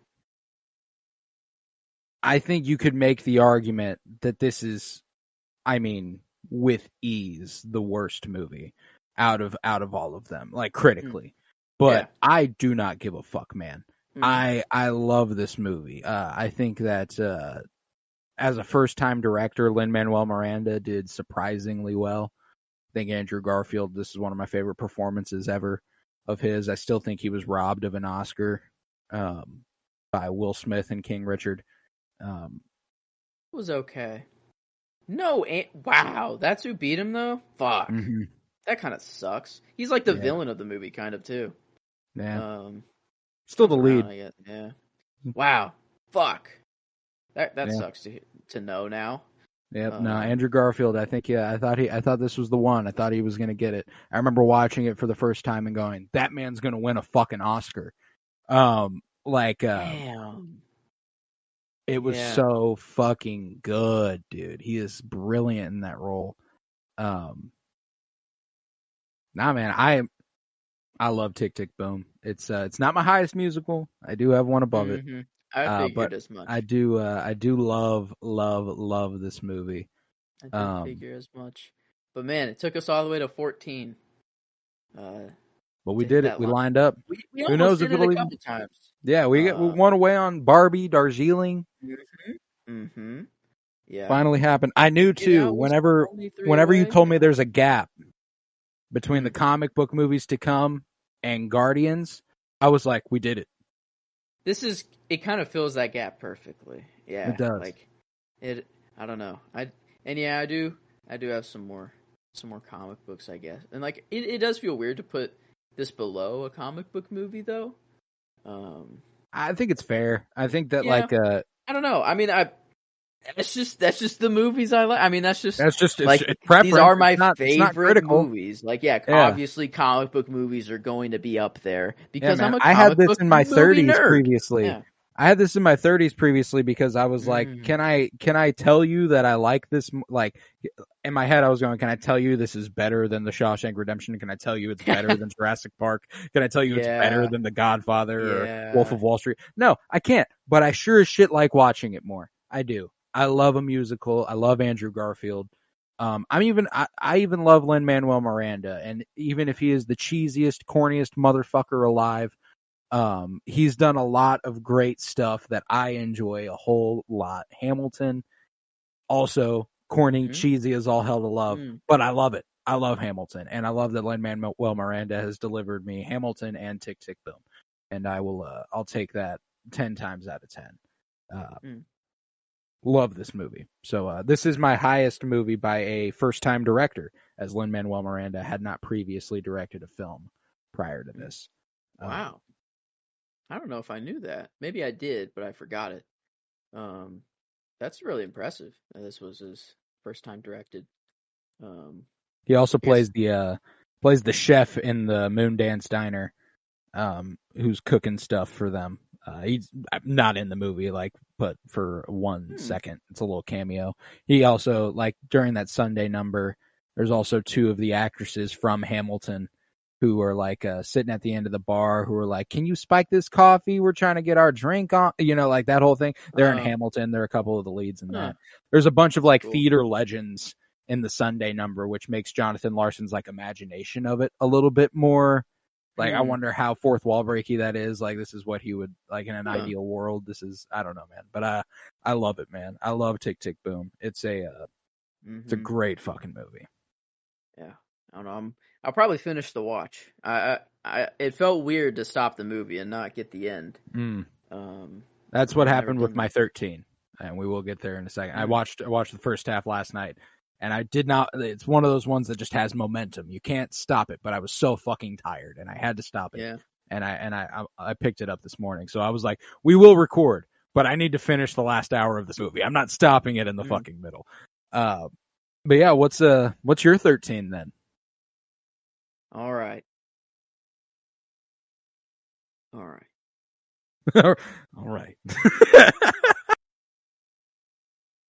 Yeah. This is the one that has been in my top 10 and out. It's been going up and going down. And then I found this. I lined up 4 comic book movies right in a row. And it felt really good. It's the, I don't know, very bottom of my top 10, but very top of this. And I don't know, I can't really put any of these. They're all just my favorite comic book movies. I really can't put one above the other, but I did when I really thought about it. And this movie, I'm like, I love it so much, but I don't think I have the same love for these comic book movies that I do have for this one. But it's right there. It is right there. This is Wes Anderson's Fantastic Mr. Fox from 2009 here for me. If you that looked like a very confused look. Because I thought you were talking like it's not a comic book movie. That was my only thing. Oh no, I'm just it was. I have 4 comic book movies above this. Oh, I thought it was your 4th comic book movie. I thought that's what we were talking about. No, you're all good. You are all good. Yeah, I have 4 above this. And it was in the middle of them at one point, and it wasn't like whatever. And I'm like, I didn't know it, and it just didn't have the love for the comic book movies that I can't knock you there. I can't knock you there. No, I get you now. I'm all caught up. I thought 10, 11, 12, 13 were your comic book movies, not 9, 10, 11, 12. Yes, I see now. is. I'm all caught up. Sorry. Had to work through that. But yeah, 13 Fantastic Mr. Fox. All right. Yeah. Yeah. And this is it. I think when I started my list, I think it might have been my top Wes movie that I had initially. And then there's still, I only have one Wes left now. And it is in my top 10. That one did not leave. But this one, I think, I don't know what it's so easy to watch is the thing. It's like the easiest watch there is, and it's so visually pleasing to the eye. I feel like I notice something new every time I watch it visually that I didn't notice before. And it's so simple. The story, it's just so simple and fun. I don't know, and George Clooney being the heist master of it just makes it even better. Right. And it's the silly, just like this silly heist. It's not a bank. It's not like an art museum. It's just food and animals. Food. They're trying to live. That's all it is. And it's just animals living in a tree or in their cave or in their wherever, in a dirt hole, or whatever. It's I don't know. I love just all the weird moments too. Like when he sees the wolf. Lupus, or I don't know, whatever. Yeah, I don't know lupus. The Greek, of it. It is probably the easiest Wes movie to watch, in my opinion. It is probably the comfort movie of Wes Anderson for me. Yeah. I'd say either that or Moonrise would be the most comfortable. Fantastic movies. Mr. Fox. It just has this other level of that sort of comfortability, man. It's just so. It especially now that we're in the fall, man. It's just it fits the vibe. I want to watch this. I want to watch this every day. That's man, true. Ooh, I didn't think about that. This is just gonna keep getting better and better as the year goes on. But this is Microtus Pennsylvanicus. Did he I love the. We were talking about the guy who did the scores. I don't know if this Alexander Desplat. Yeah, he did. He did do this one. Okay. At least he did some of them. Yeah, that's the thing is he never does the entire score, or rarely he does. He usually just does a few songs, the theme, a few of the main vibe sort of things. Just like the banjo. It's just Oh, dude, I don't know. The themes are always just so playful and so light and fun. You know the movie just by hearing it. It's kind of like a John Williams sort of thing. I wouldn't say to the same degree, but almost. I don't know. I hear if you love West movies, you know the difference. Yeah, for sure. Yeah, you hear the little jingle and you're like, I know that movie. It just instantly. Yeah, Fantastic Mr. Fox was the first one he did for Wes Anderson. And he's worked on theme. Yes. Yeah, he's worked on every single one since. Yep, worked on every single one since. So he's been busy. Alexander Desplat for Wes Anderson. But no, I love Fantastic love Mr. Fox. I only had it at 25, so not super far removed, but certainly removed to a degree. That's a special one, man. You'll never all like Wes movies. Melted gold. This one, It's my job. Is snap.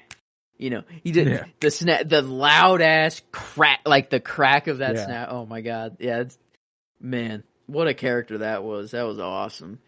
And yeah, it's just it's very what is it, like an hour 30, hour 40 maybe? Hour and 30. I think it's an hour and 27. Yeah, like wow. It's look at that. It's a super easy viewing, which is why it's amongst my most watched this year. I've watched it 6 times this year, which is the second most behind Asteroid City. There it is. Okay. Yeah, very easy to watch. Super digestible here. Maybe this is the most universal Wes movie. Yeah, that's what I was thinking. I was like, Fantastic Mr. Fox, I think it's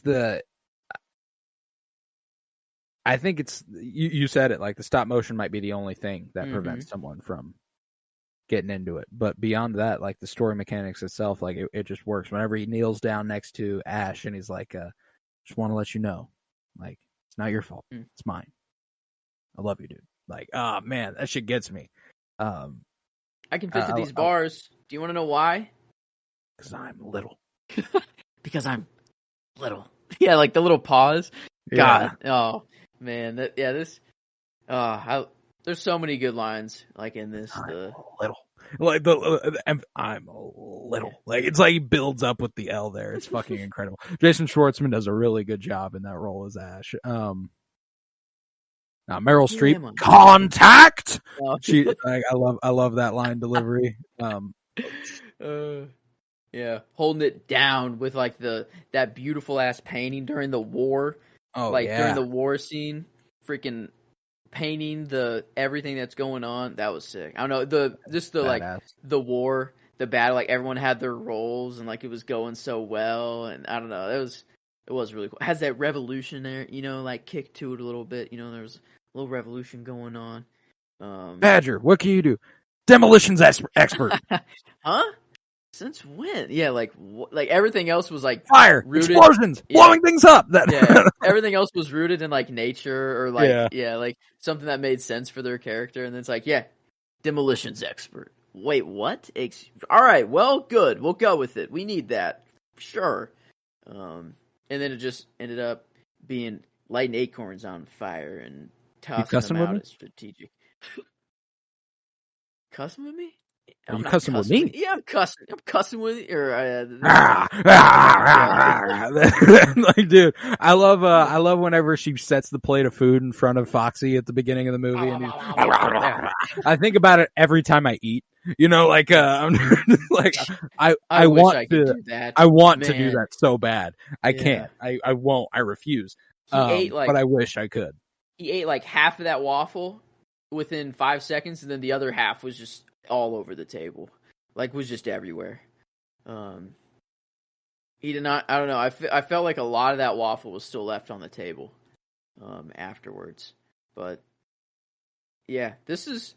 I don't know. Was the stop motion of it? I think I was just in awe most of the time. I'm like, oh my god, this is like insane to make this sort of a movie and to make it intriguing the whole time, and like you actually care about these characters and right. And I mean, it's nothing like super emotional.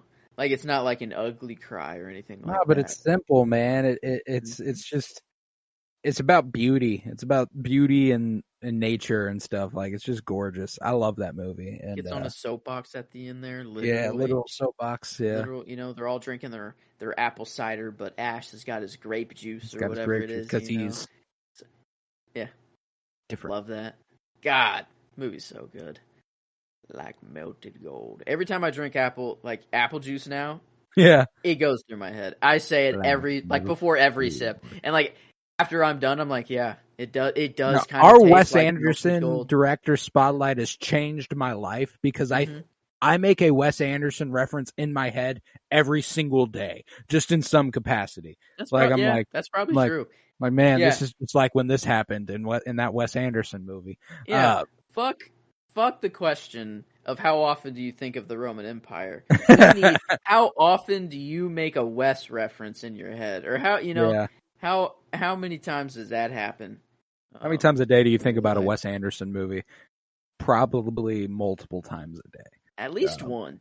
At least one. It's at least one. I think. Well, because every single day I try my best to watch a movie, and every single day I consider a Wes movie. You know, every single day I'm like, I could just watch this. Yeah. If a movie is being considered, Wes is in that conversation. Yeah, every single time. There's no doubt about it. Yeah, it's like it's almost like a tax. Like I can only go so many movies before watching Wes again. Like I feel like I feel like I have to kind of do it. You know, like I'm like, man, I haven't seen a Wes movie in a long time. I can't continue without watching. I can't watch any other movie. Every 10 viewings, you go ahead and throw another Wes viewing in there at least. The Wes tax. Yeah. The Wes tax. I love it. You got to pay it. Man, that's funny. Nah, I love that you're 13. We're on a steady stream of stuff we've covered on the podcast here with Tick Tick Boom, Fantastic Mr. Fox. I'm going to keep it going with a 52-year journey through film movie. You've already thrown it out there. This is where I have Bong Joon-ho's Parasite 2019. This is the one that I felt so terrible about pausing in the middle last night, and I was like, I have to finish it then. Because I paused. I was like, I know there's a point where I feel comfortable pausing it. I was tired as fuck, and I was like, right before the like major tonal shift, you know. Okay. She showed up. The housekeeper showed up to the house, and I was like, okay, we're about to get into the real shit. I'm gonna pause it. I got the fun stuff for the first half. I'll get the dark shit tomorrow. My God, is this movie good, dude? This is obviously my most recent rewatch. I'm fresh off of it. It was the movie I had not watched in the longest, so I'm glad I got a background to it before. And it was 13 prior to that rewatch. I hadn't watched it in over a year, and it's 13 after the rewatch. I know how much I like Parasite, I guess. It's an incredible movie. There's so much to like about it. Song Kang-ho, we were talking about Andrew Garfield's performance in Tick Tick Boom. This one's up there with that for me, like as far as one of my favorite performances ever. He's got chops, man. He's so fucking good. The class commentary in this movie is unreal. That's it's always like a movie doesn't necessarily need to have like social commentary or anything like to make it good, but like whenever a movie is good and it accomplishes that as well, is like boosts it. Yeah, that's always a plus. This one's just, it's a thrilling ride. Like this one it's fun. And just I mean, everything just go like it. I don't know. You're not expecting a happy ending, I guess, necessarily, but like you always have this kind of feeling when you watch a movie that you just don't want things to go wrong. I don't know, like you don't like maybe this family, they're lying and like, but like you're kind of rooting for them anyways. You're like, they're definitely root for them. The poor stealing from the rich. I love that shit. Exactly. I love that. Go ahead. Like, you're fully rooting for them, and you're like, when it all just starts to fall apart, you're like, no, like it's amazing just how much of a tonal shift there is. Like it is so, it's almost lighthearted. It's not necessarily. You can tell there's going to be like a serious streak to the movie from like the pesticide coming through and them like getting free extermination whenever they leave the windows open, and they're like coughing their asses off as they fold the boxes, but the dad's he's going to town on the boxes still. But they're having a good time. They're drinking in the living room, and then someone rings the doorbell, and you're like, oh no, something's about to go down. And she's like, actually, I left something in the basement under the kitchen. And she goes in there. She's like, what did you leave? And she's like facing the dark abyss that is that little doorway. And she just turns around real slowly, and she goes, you want to come with me? And you're like, Nope, I really fucking don't. I don't want to go with you. I don't want to know what the fuck you're cooking down there, man. Yep. Yep. No, the way they build the suspense is crazy. Like, they just show that doorway. Like, I feel like there's a moment in it before where someone just walks out of it. Multiple. Yeah, just walks out of it and they just hold it on there for a little bit. Like, Yeah, the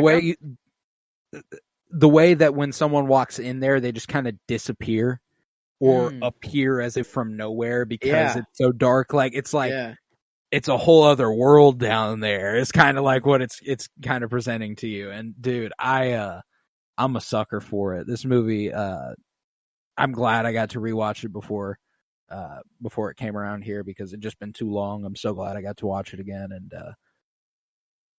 probably another one that I've seen 4 or 5 times, and I will see 4 or 5 more times at least.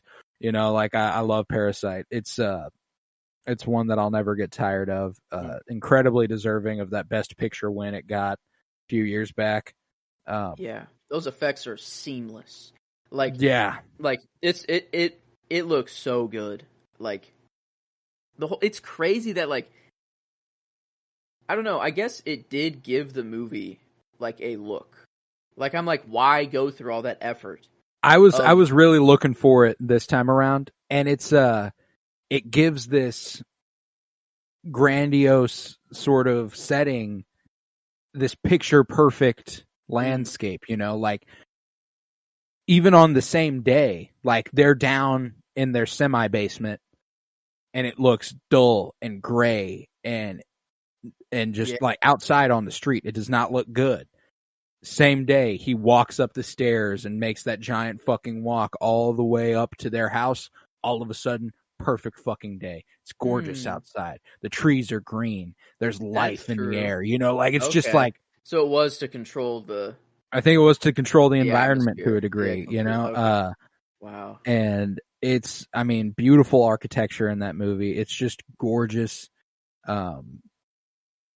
One of the best movies I've ever seen in my life. And one that I've done my due diligence in trying to show everybody I possibly can. You know? Yeah. It was, I remember on the 52-year journey, it was one that, like, I remember just hearing all the buzz about it. Mm-hmm. Like, I remember hearing a lot of stuff about it, but I never got around to see it. And, like, it was like one that I was eagerly awaiting, but, like, I had no expectations for, really. It was just kind of like, all right, yeah, when we get there, like, I'm ready for it, but I'm not, like, I don't know. I didn't have anything really going into it whatsoever. And I think, I don't know, it was a crazy first viewing. And I think I've watched it twice. And that's probably it. But yeah, that's, I don't know, a surprise, I'd say, at the end of the 52 journey. Like, one that I didn't think was actually going to be as good as it was. It just escalates so much, you know, like he comes out of the basement, smashes Kevin's head with the rock, goes upstairs. He's about to walk outside, and he's like, wait a second, there's food on this table. He's like looking at all the food on the table and then just grabs a fucking knife, and you're like, nope, no. Walks straight up to Kiwoo and just stabs her in the chest, and you're like, no. And then whenever he goes to get Mr. Park goes to get the keys and he smells the dude and he's like, oh God, that smells terrible. Mr. Kim's like, well, that's that. I'm going to fucking kill your ass. That's enough. God. Yeah, it's really a downward spiral. Just in a matter of minutes. It's like 4 minutes that happens across. It's so insane. The devolution in those moments, it just so intensely falls off the fucking map. And that first time you watch it, like all the twists sort of, you know, like how'd he disappear into thin air? It's like, oh, he went down to that basement. Now he lives there and the cycle perpetuates. It just keeps going, you know, like it's, house is cursed.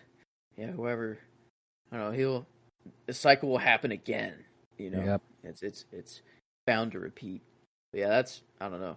That is, yeah, it was at my 28. So we're getting a lot more repeats now, which I think makes sense. feel like that was bound to happen. But okay, now I guess the debate has to end. It has to end right now. These last two movies, and I think,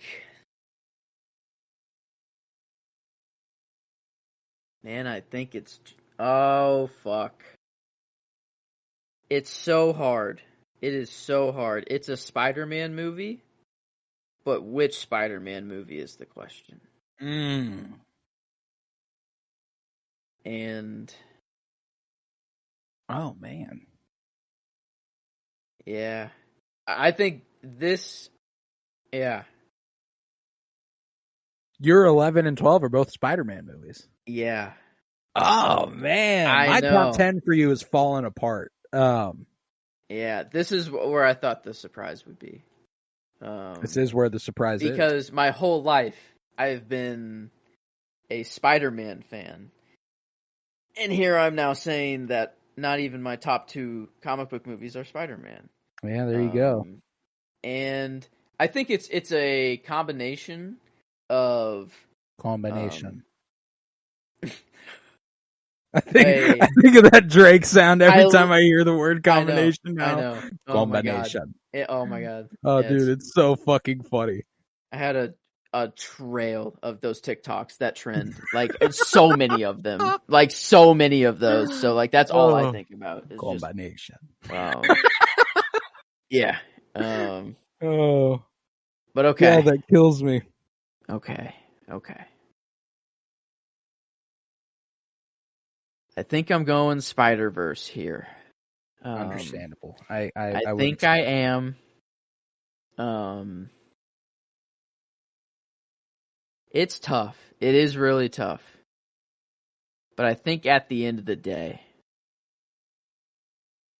it can go either way. Is the thing. Like they're both right here, but it can go either way. But I'm gonna go Spider-Verse first, and I'll give my more reasons to why the others above after. But to give love to Spider-Verse, it kind of made me fall back in love with Spider-Man.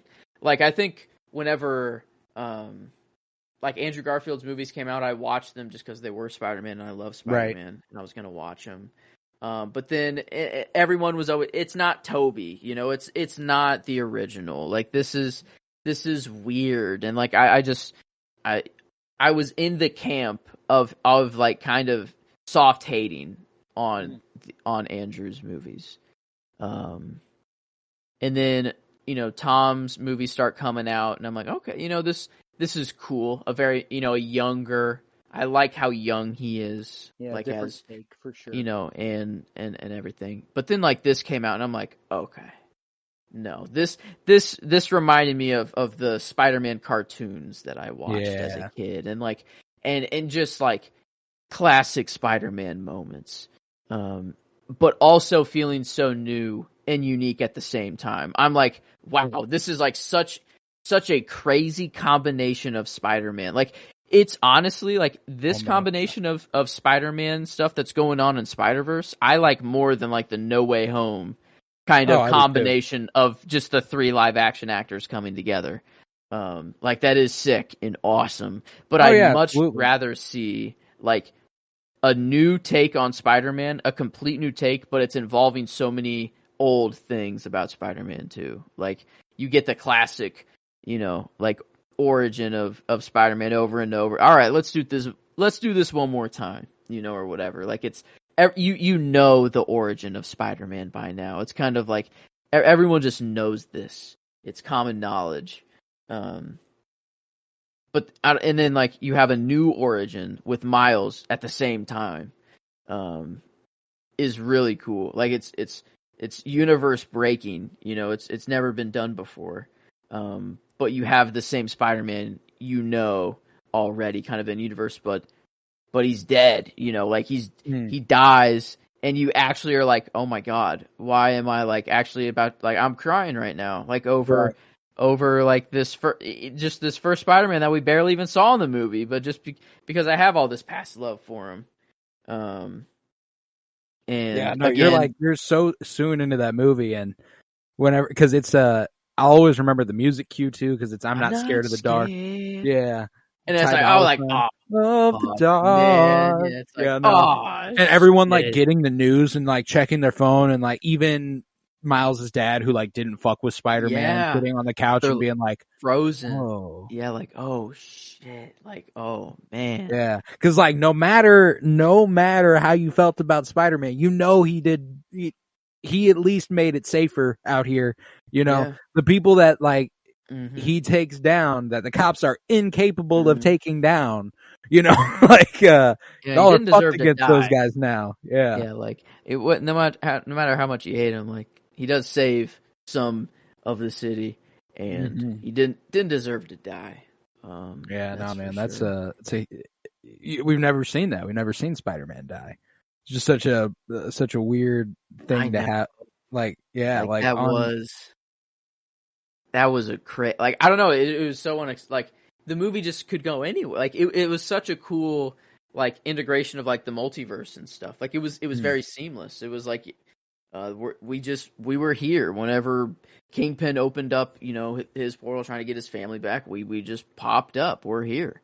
And then having like Gwen kind of like going undercover, you know, as a student, to like find Miles and stuff, which is like, I don't know, like I think it's such an intricate web, like that the story is. By the time that you get all of the other Spider-Man introductions with like Nick Cage and then like Peter Porker, all those guys join the squad, like Penny Parker and stuff. Yeah. Like even before that, like there's so much story going on, and it's like, but it's so easy to like understand. Like I don't know, it's so seamless. Like it just The way that they do the multiverse and that is that was as simple as it's ever been.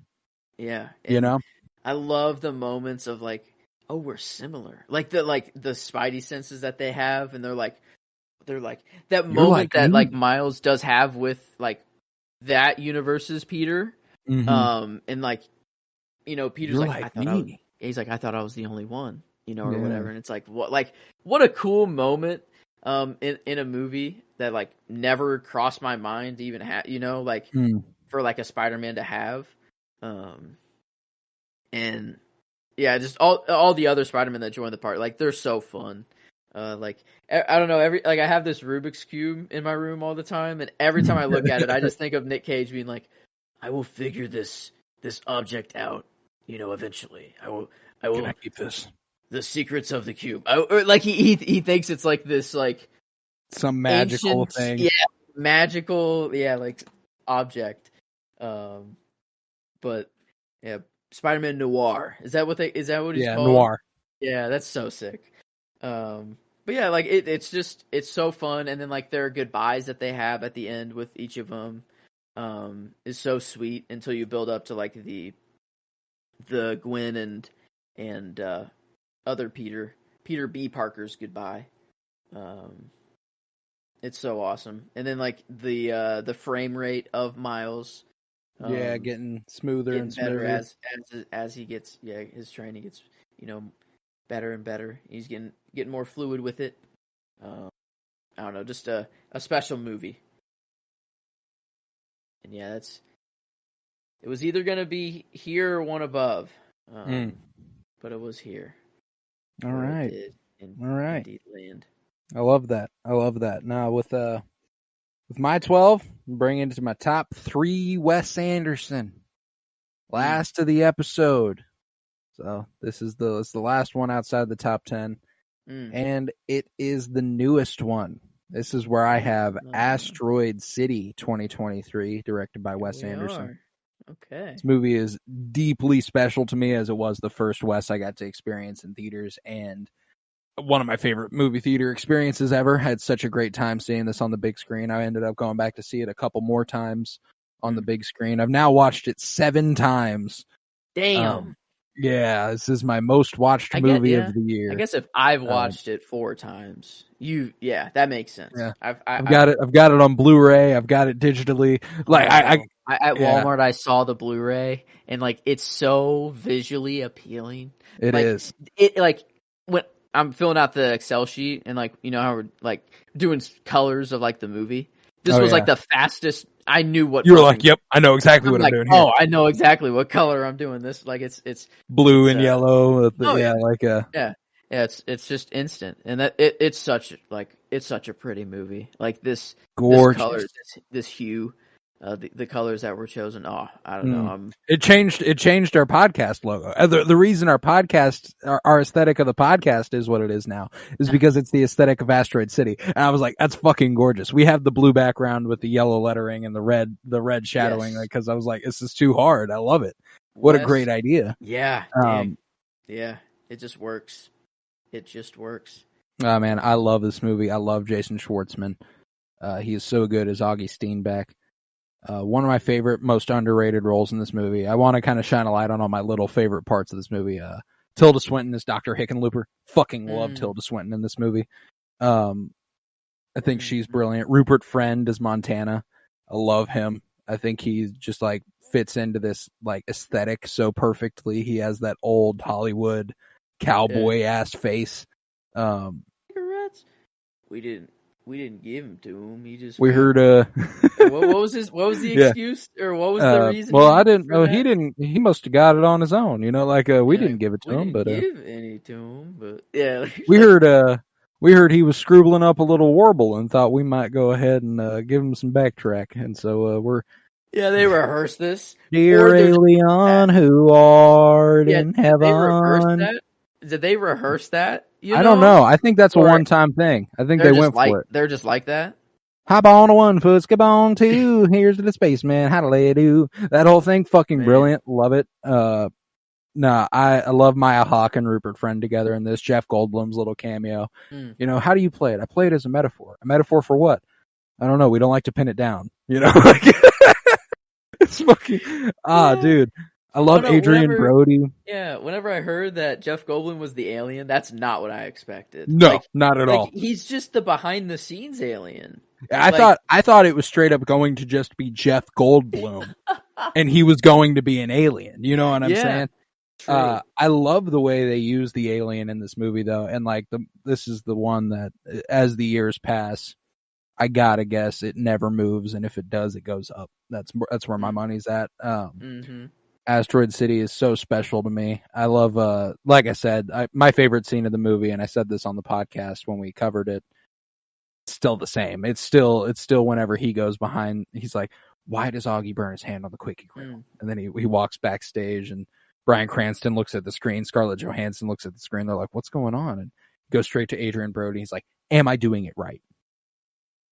And it becomes this meta thing where it's like, is he grieving right? Is he experiencing this right? Is he acting right? Is it like all this stuff? Am I doing it right in general? The perfect way to phrase that.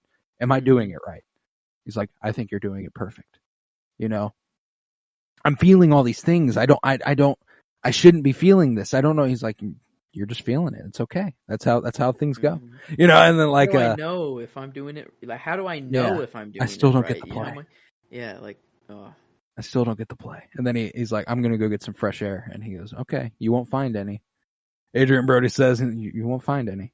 Man, Wes just knows how to get it out of Adrian Brody. Oh, dude, he does, man. Man. That part when like his wife visits him during the intermission and they're backstage and he's doing like he's in that play that's called The Welterweight also. So he's doing the speed bag thing to like, and then he like turns and looks at her for a couple seconds and still does it. Like, I fucking love it, dude. It's, that movie's so deeply special to me. And then when Margot Robbie has her one scene where she reenacts the whole scene she had with him, the music during it, I look at you and I say, I hope it comes out. And I say, my pictures always come out. I'm like, fuck. And then they just like casually Good memory. Why'd they cut it? You know, like they just keep going, and it's like, no, man, that was a moment. Let me sit with that, bro. I love the way Wes does it, though. It's just so. Hey, you're the actress that played my wife. Yeah, exactly. You're the Like, wife he's who like, played my actress. Yeah. Holy shit, you are so hot. I don't even know sentences right now. Like, Yeah. I don't even know words.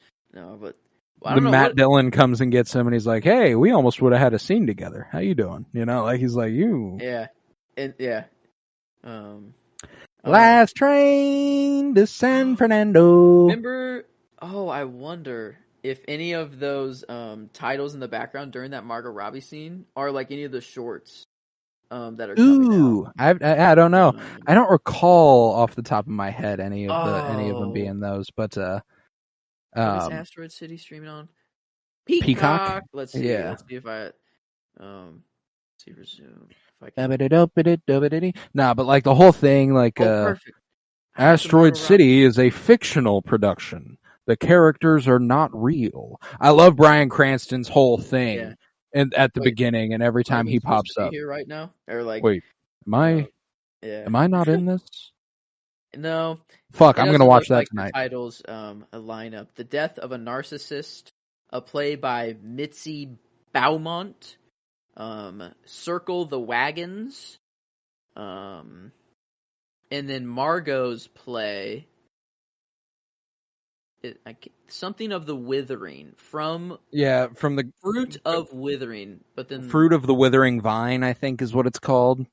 So not No, man, I love Asteroid City. It's one that I'm gonna keep watching, and now that we've talked about it so much, I will almost certainly watch. Oh, dude, Jeffrey fucking Wright.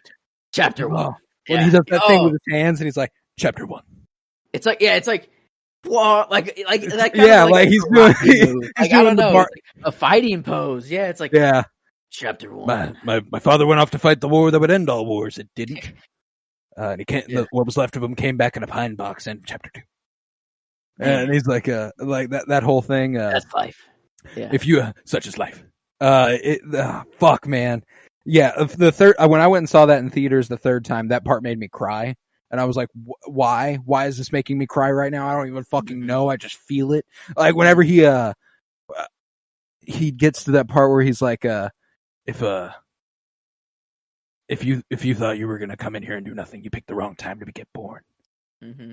That's it. That's my speech. I fucking love it. And everyone's so confused. Get a copy of it in your gift bag on the way out or whatever. Yeah. He's like, you'll be getting a copy of my speech. That's badass. Like, he's like, yeah. You know what you just witnessed. Dude, fucking brilliant. You'll take a copy of it home. Yeah, I hope Jeffrey Wright's in every single West movie. You can't wake up if you don't fall asleep. What'd he say? What's that? You can't wake up if you don't fall asleep. I fucking love. Yeah, and Jeffrey Wright. Revelation there. What that line meant. Like, we were trying to figure it out. And, like, I think you were spot on of, like, the... He's like, I didn't really catch on that it was like that he like it was like a suicide. I thought he just died young. But like wasn't there like something of like a car crash or something like that? Like it 3 months into the play's run, tragedy strikes. It's like how he kind of like a like Wes, I don't know, in the Royal Tenenbaums you have a car crash. Mm-hmm. In Darjeeling Limited, isn't the reason that Owen Wilson's character is all messed up is because of a car crash? Yeah, he was on a motorcycle, crash. Yeah, I don't know. It's kind of like a common thing that he has in his movies. But man, yeah, I don't know. That just makes it click so much more. And then like the relationship between the writer and Augie. Just I don't know, it makes even more sense why he's lost and he's like, am I doing it right? Even more. Yeah, it's a special movie and it is like 17 on mine. Yeah, man. I was looking for the speech that Jeffrey Wright delivers. Chapter 1. I walked to school 18 miles each morning, milked the goats, plucked the chickens, played hooky, caught fireflies, went skinny dipping in the watering hole and prayers every night, and got whipped with a maple switch twice a week. That was life. Chapter 2. My father went off to fight the war that ended all wars. It didn't, and what was left of him came back in a pine box with a flag on top. End of Chapter 2. Next, I went to officer school and 20 years passed at the speed of a dream. A wife, a son, a daughter, a poodle. Chapter 3. Another war. Arms and legs blown off like popcorn, eyeballs gouged out figuratively and literally. The men put on show under the palm fronds, dressed as women in hula skirts. That was life. In the meantime, somebody else's story. A man thinks up a number, divides it by 1,000,000,000,000, plugs it into the square root of the circumference of the earth multiplied by the speed of a splitting atom, and voila, progress. I'm not a scientist. You are. End of chapter 3. Junior stargazers and space cadets, we watch transfixed as you enter into uncharted territories of the brains and spirit. If you wanted to live a nice, quiet, peaceful life, you picked the wrong time to get born. That's it. That's my speech.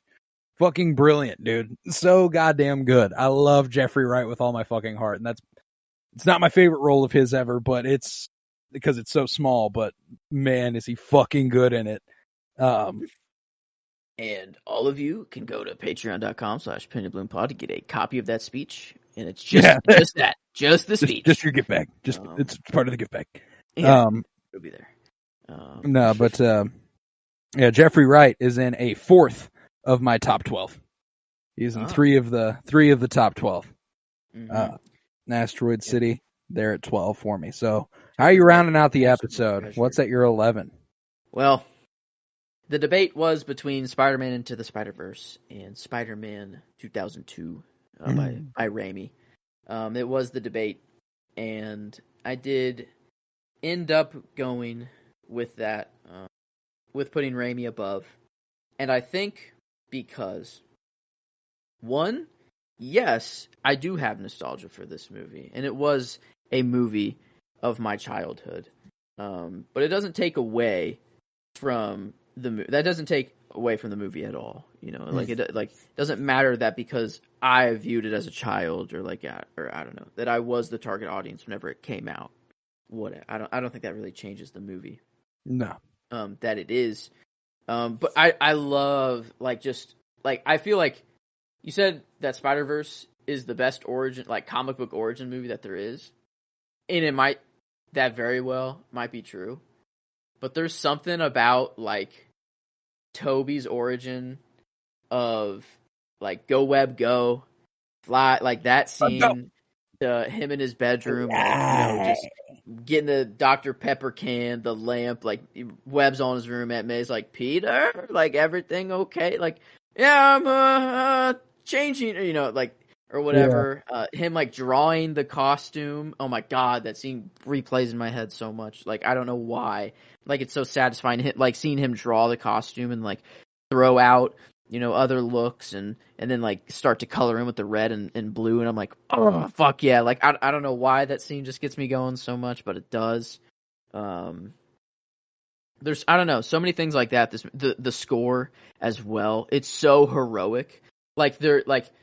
There's not another movie in my childhood that made me want to get bitten by a radioactive spider, or no other movie made me want to have superpowers like this movie. I wanted to be Spider-Man so bad that literally I as a kid, I don't really fear spiders. I kind of fuck with spiders because of Spider-Man. I'm just cool with them because if one is radioactive, and maybe if I'm cool with spiders, they're yeah, I'll choose that one. So that's what I thought as a kid. I'm I want to get cool with the spiders so that if they are smart enough and can give one superpowers, they might choose me.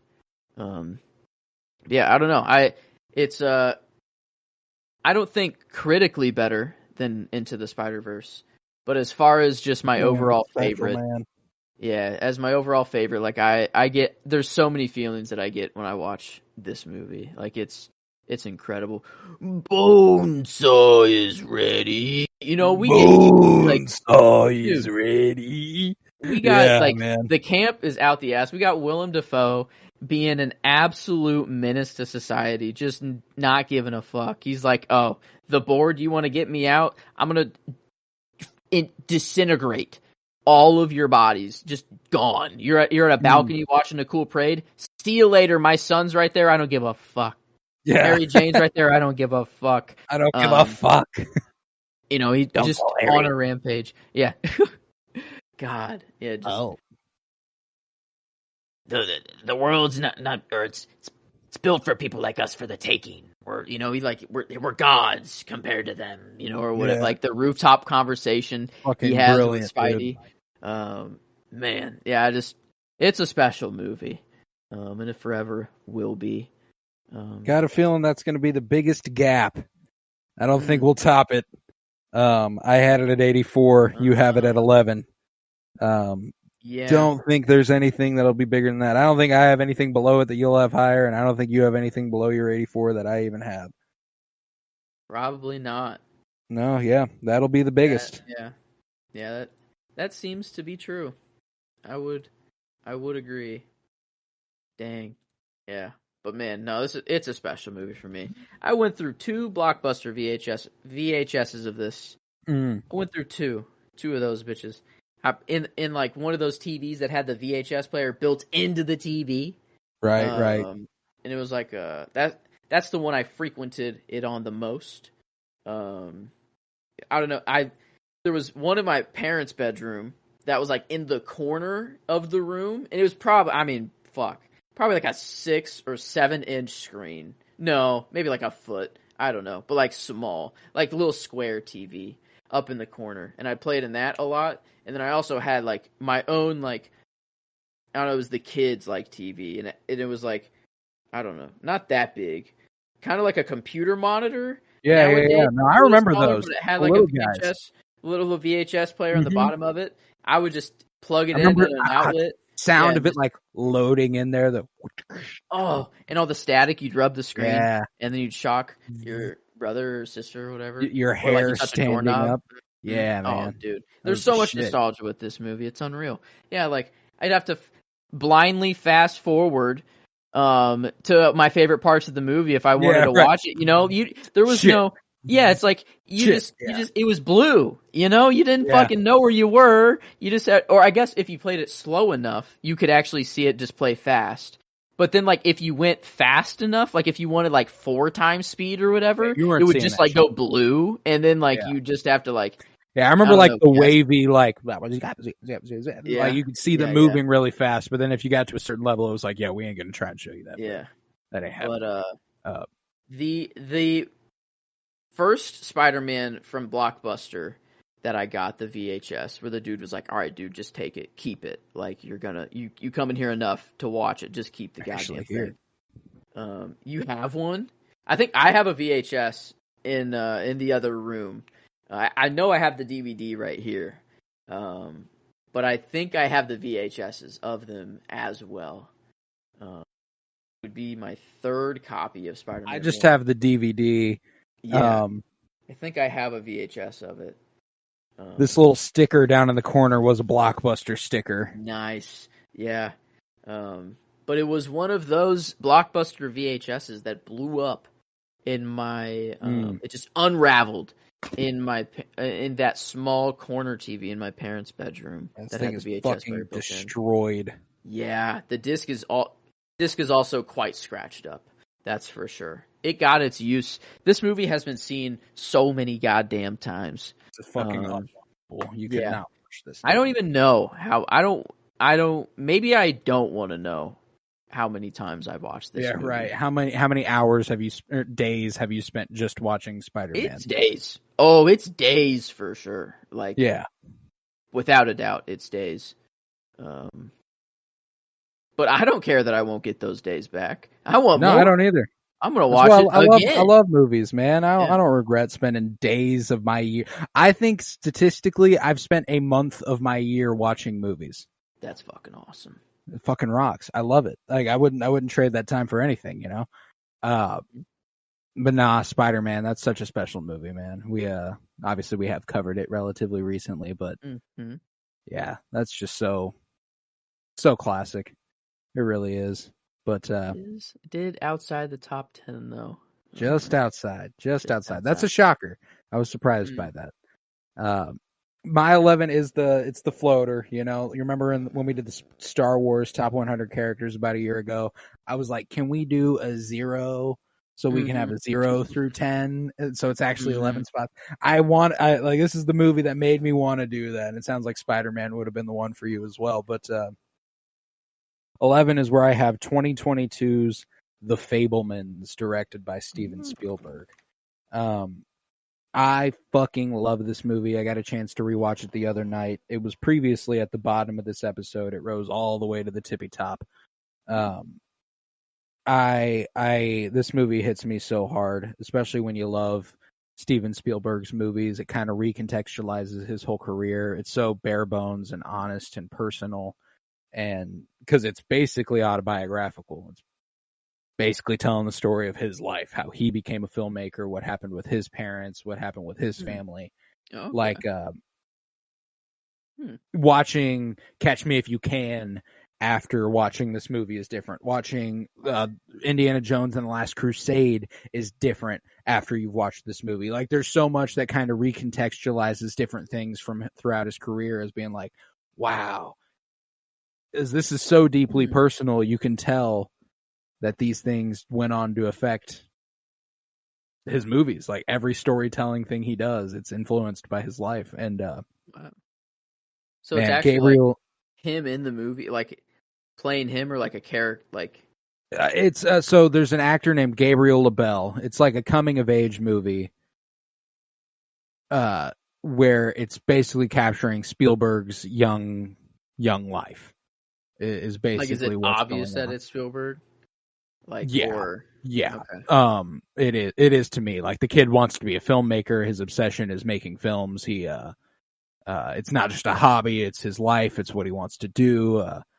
And if you look into it, like, exactly what happens in this movie happened to his family. Like, it's like, okay, it's 100% autobiographical. But yeah, it's just so personal. And if you love movies, people say, like, this is one of the, like, the magic of movies genre, where it's like, the magic of cinema. This is why movies are special. It's so much more than that. Like, it's one of the best family dramas I've ever seen. It's probably Seth Rogen's best role ever.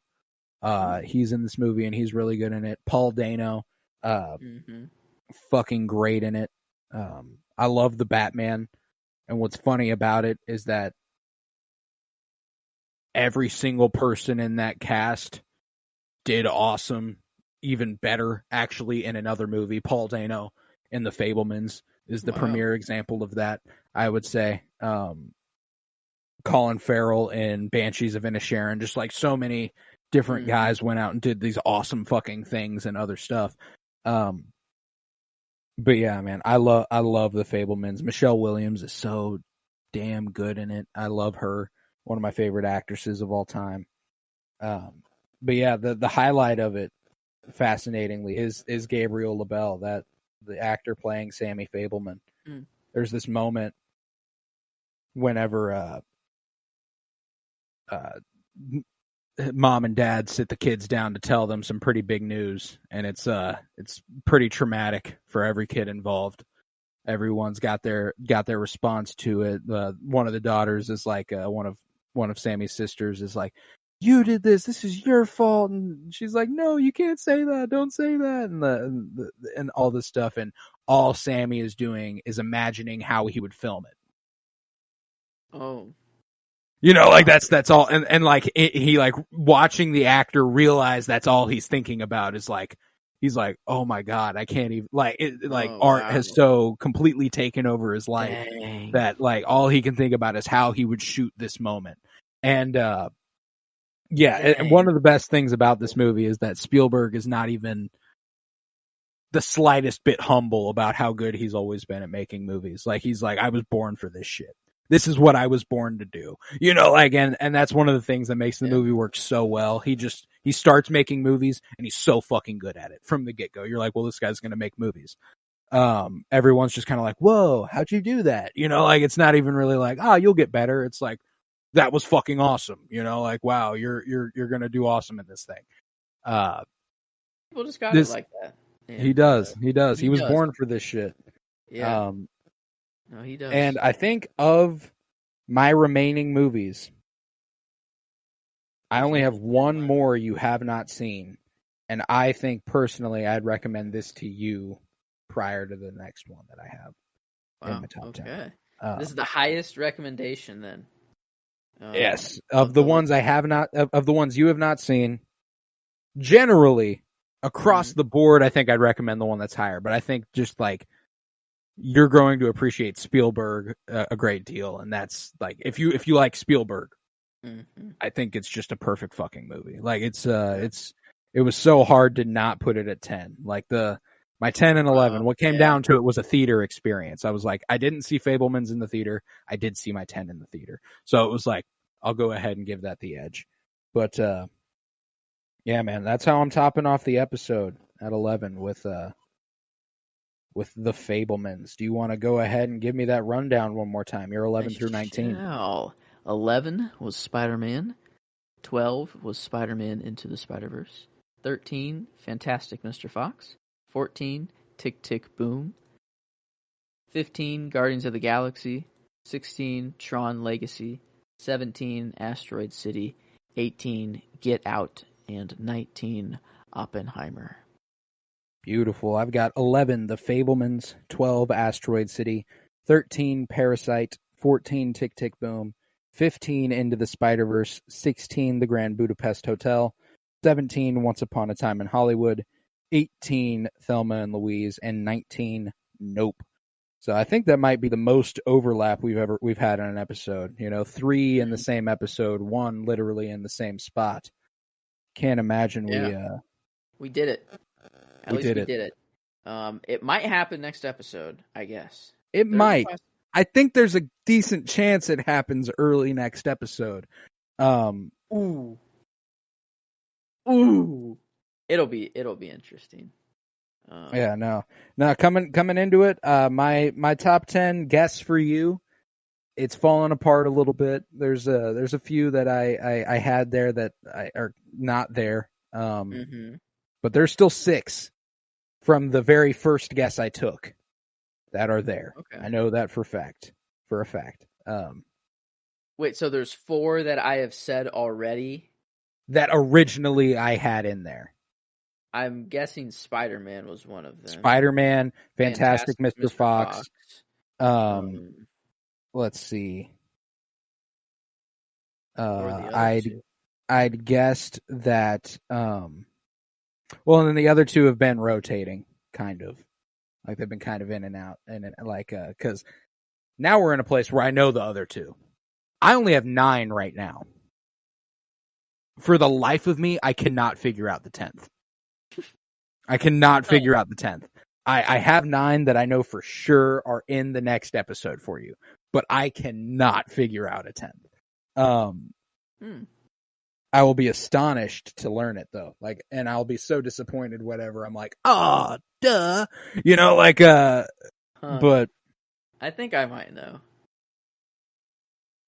No, that's the thing is that have I said it? Is it on mine? Let me see. Yes. Fuck, man, I have no idea. It is. Man, if it's the one I'm thinking of. Let's see. You've said that. You've said that. You've said that. You've said that. You've said that. You said that. I'm confident I've said every other one except 1. 3, 4, 5, 6, 7. You said 7 of my top 10 so far. 2 of which that you haven't said will be in your top 10. Yes, they will. And then there are 2 that have or there's 1 that I did not say. That you have not said that will be in your I think is in your top 10 as well. I think. Ooh, that'll be interesting. I'm excited. Regardless, I cannot wait for next week. I don't know, man. I have no idea what your 10th is. I have no idea what the one I'm missing is. But regardless, I'm very, very happy with the way this project has gone, and I cannot believe it's already coming to a conclusion next week. If you would, head to patreon.com/PennyBloomPod, where you'll find over 50 hours of exclusive content. For $3 a month, you can support this podcast financially, which is huge because it costs me money, and I don't make any off of it unless it's over there. Head to Twitter, follow @PennyBloomPod, follow on Instagram @PennyBloomPodcast. Remember to leave a 5-star rate and review wherever you might be listening, and to continue downloading. That is a huge help, and it's making those numbers look nice and sexy. We just passed 20,000 downloads all time, which is beautiful. We're less than 1,000 downloads out from my goal for the year, and it seems like we're going to get there, and I'm so very, very happy about that since we have so much time left in the year. So thank you, everybody, for listening. We're going to do it no matter who's listening, no matter how many people are listening, but it's nice to know that people are. Let's see. Yeah, come back next week for the top 10. This Friday, we are concluding our comic book movie journey through film for now. We'll return to it in about a month. But we've got Fantastic Four, The Rise of the Silver Surfer this Friday. And we continue Winter is Blooming on Monday. Another Game of Thrones episode for you. And we're gonna ease back into the director's spotlights here in the next couple weeks with couple Wes Anderson episodes based on the shorts that are going to Netflix. We got 2 of them on Friday, and then the other 2 on Monday after that. And then it's Scorsese, baby. We're all Scorsese after that for a good month in anticipation of Killers of the Flower Moon. So I'm so very excited. But yeah, main thing, come back next week for that top 10. I'm so very excited for it. Remember to support SAG-AFTRA and WGA in their struggle against the studios, as it doesn't look like it's ending anytime soon. And that's a damn shame. I wish the studios would just give them what they're asking for. It's not much. It's a simple ask. It'll barely affect them. And just doesn't seem fair. I think people deserve to be compensated for their labor. But with that, I was Colton Robertson. I was joined by Joseph George. Thank you very much, homie. Oh, thank you for having me. It's always a pleasure to be here. Oh, and it's always a pleasure to have you.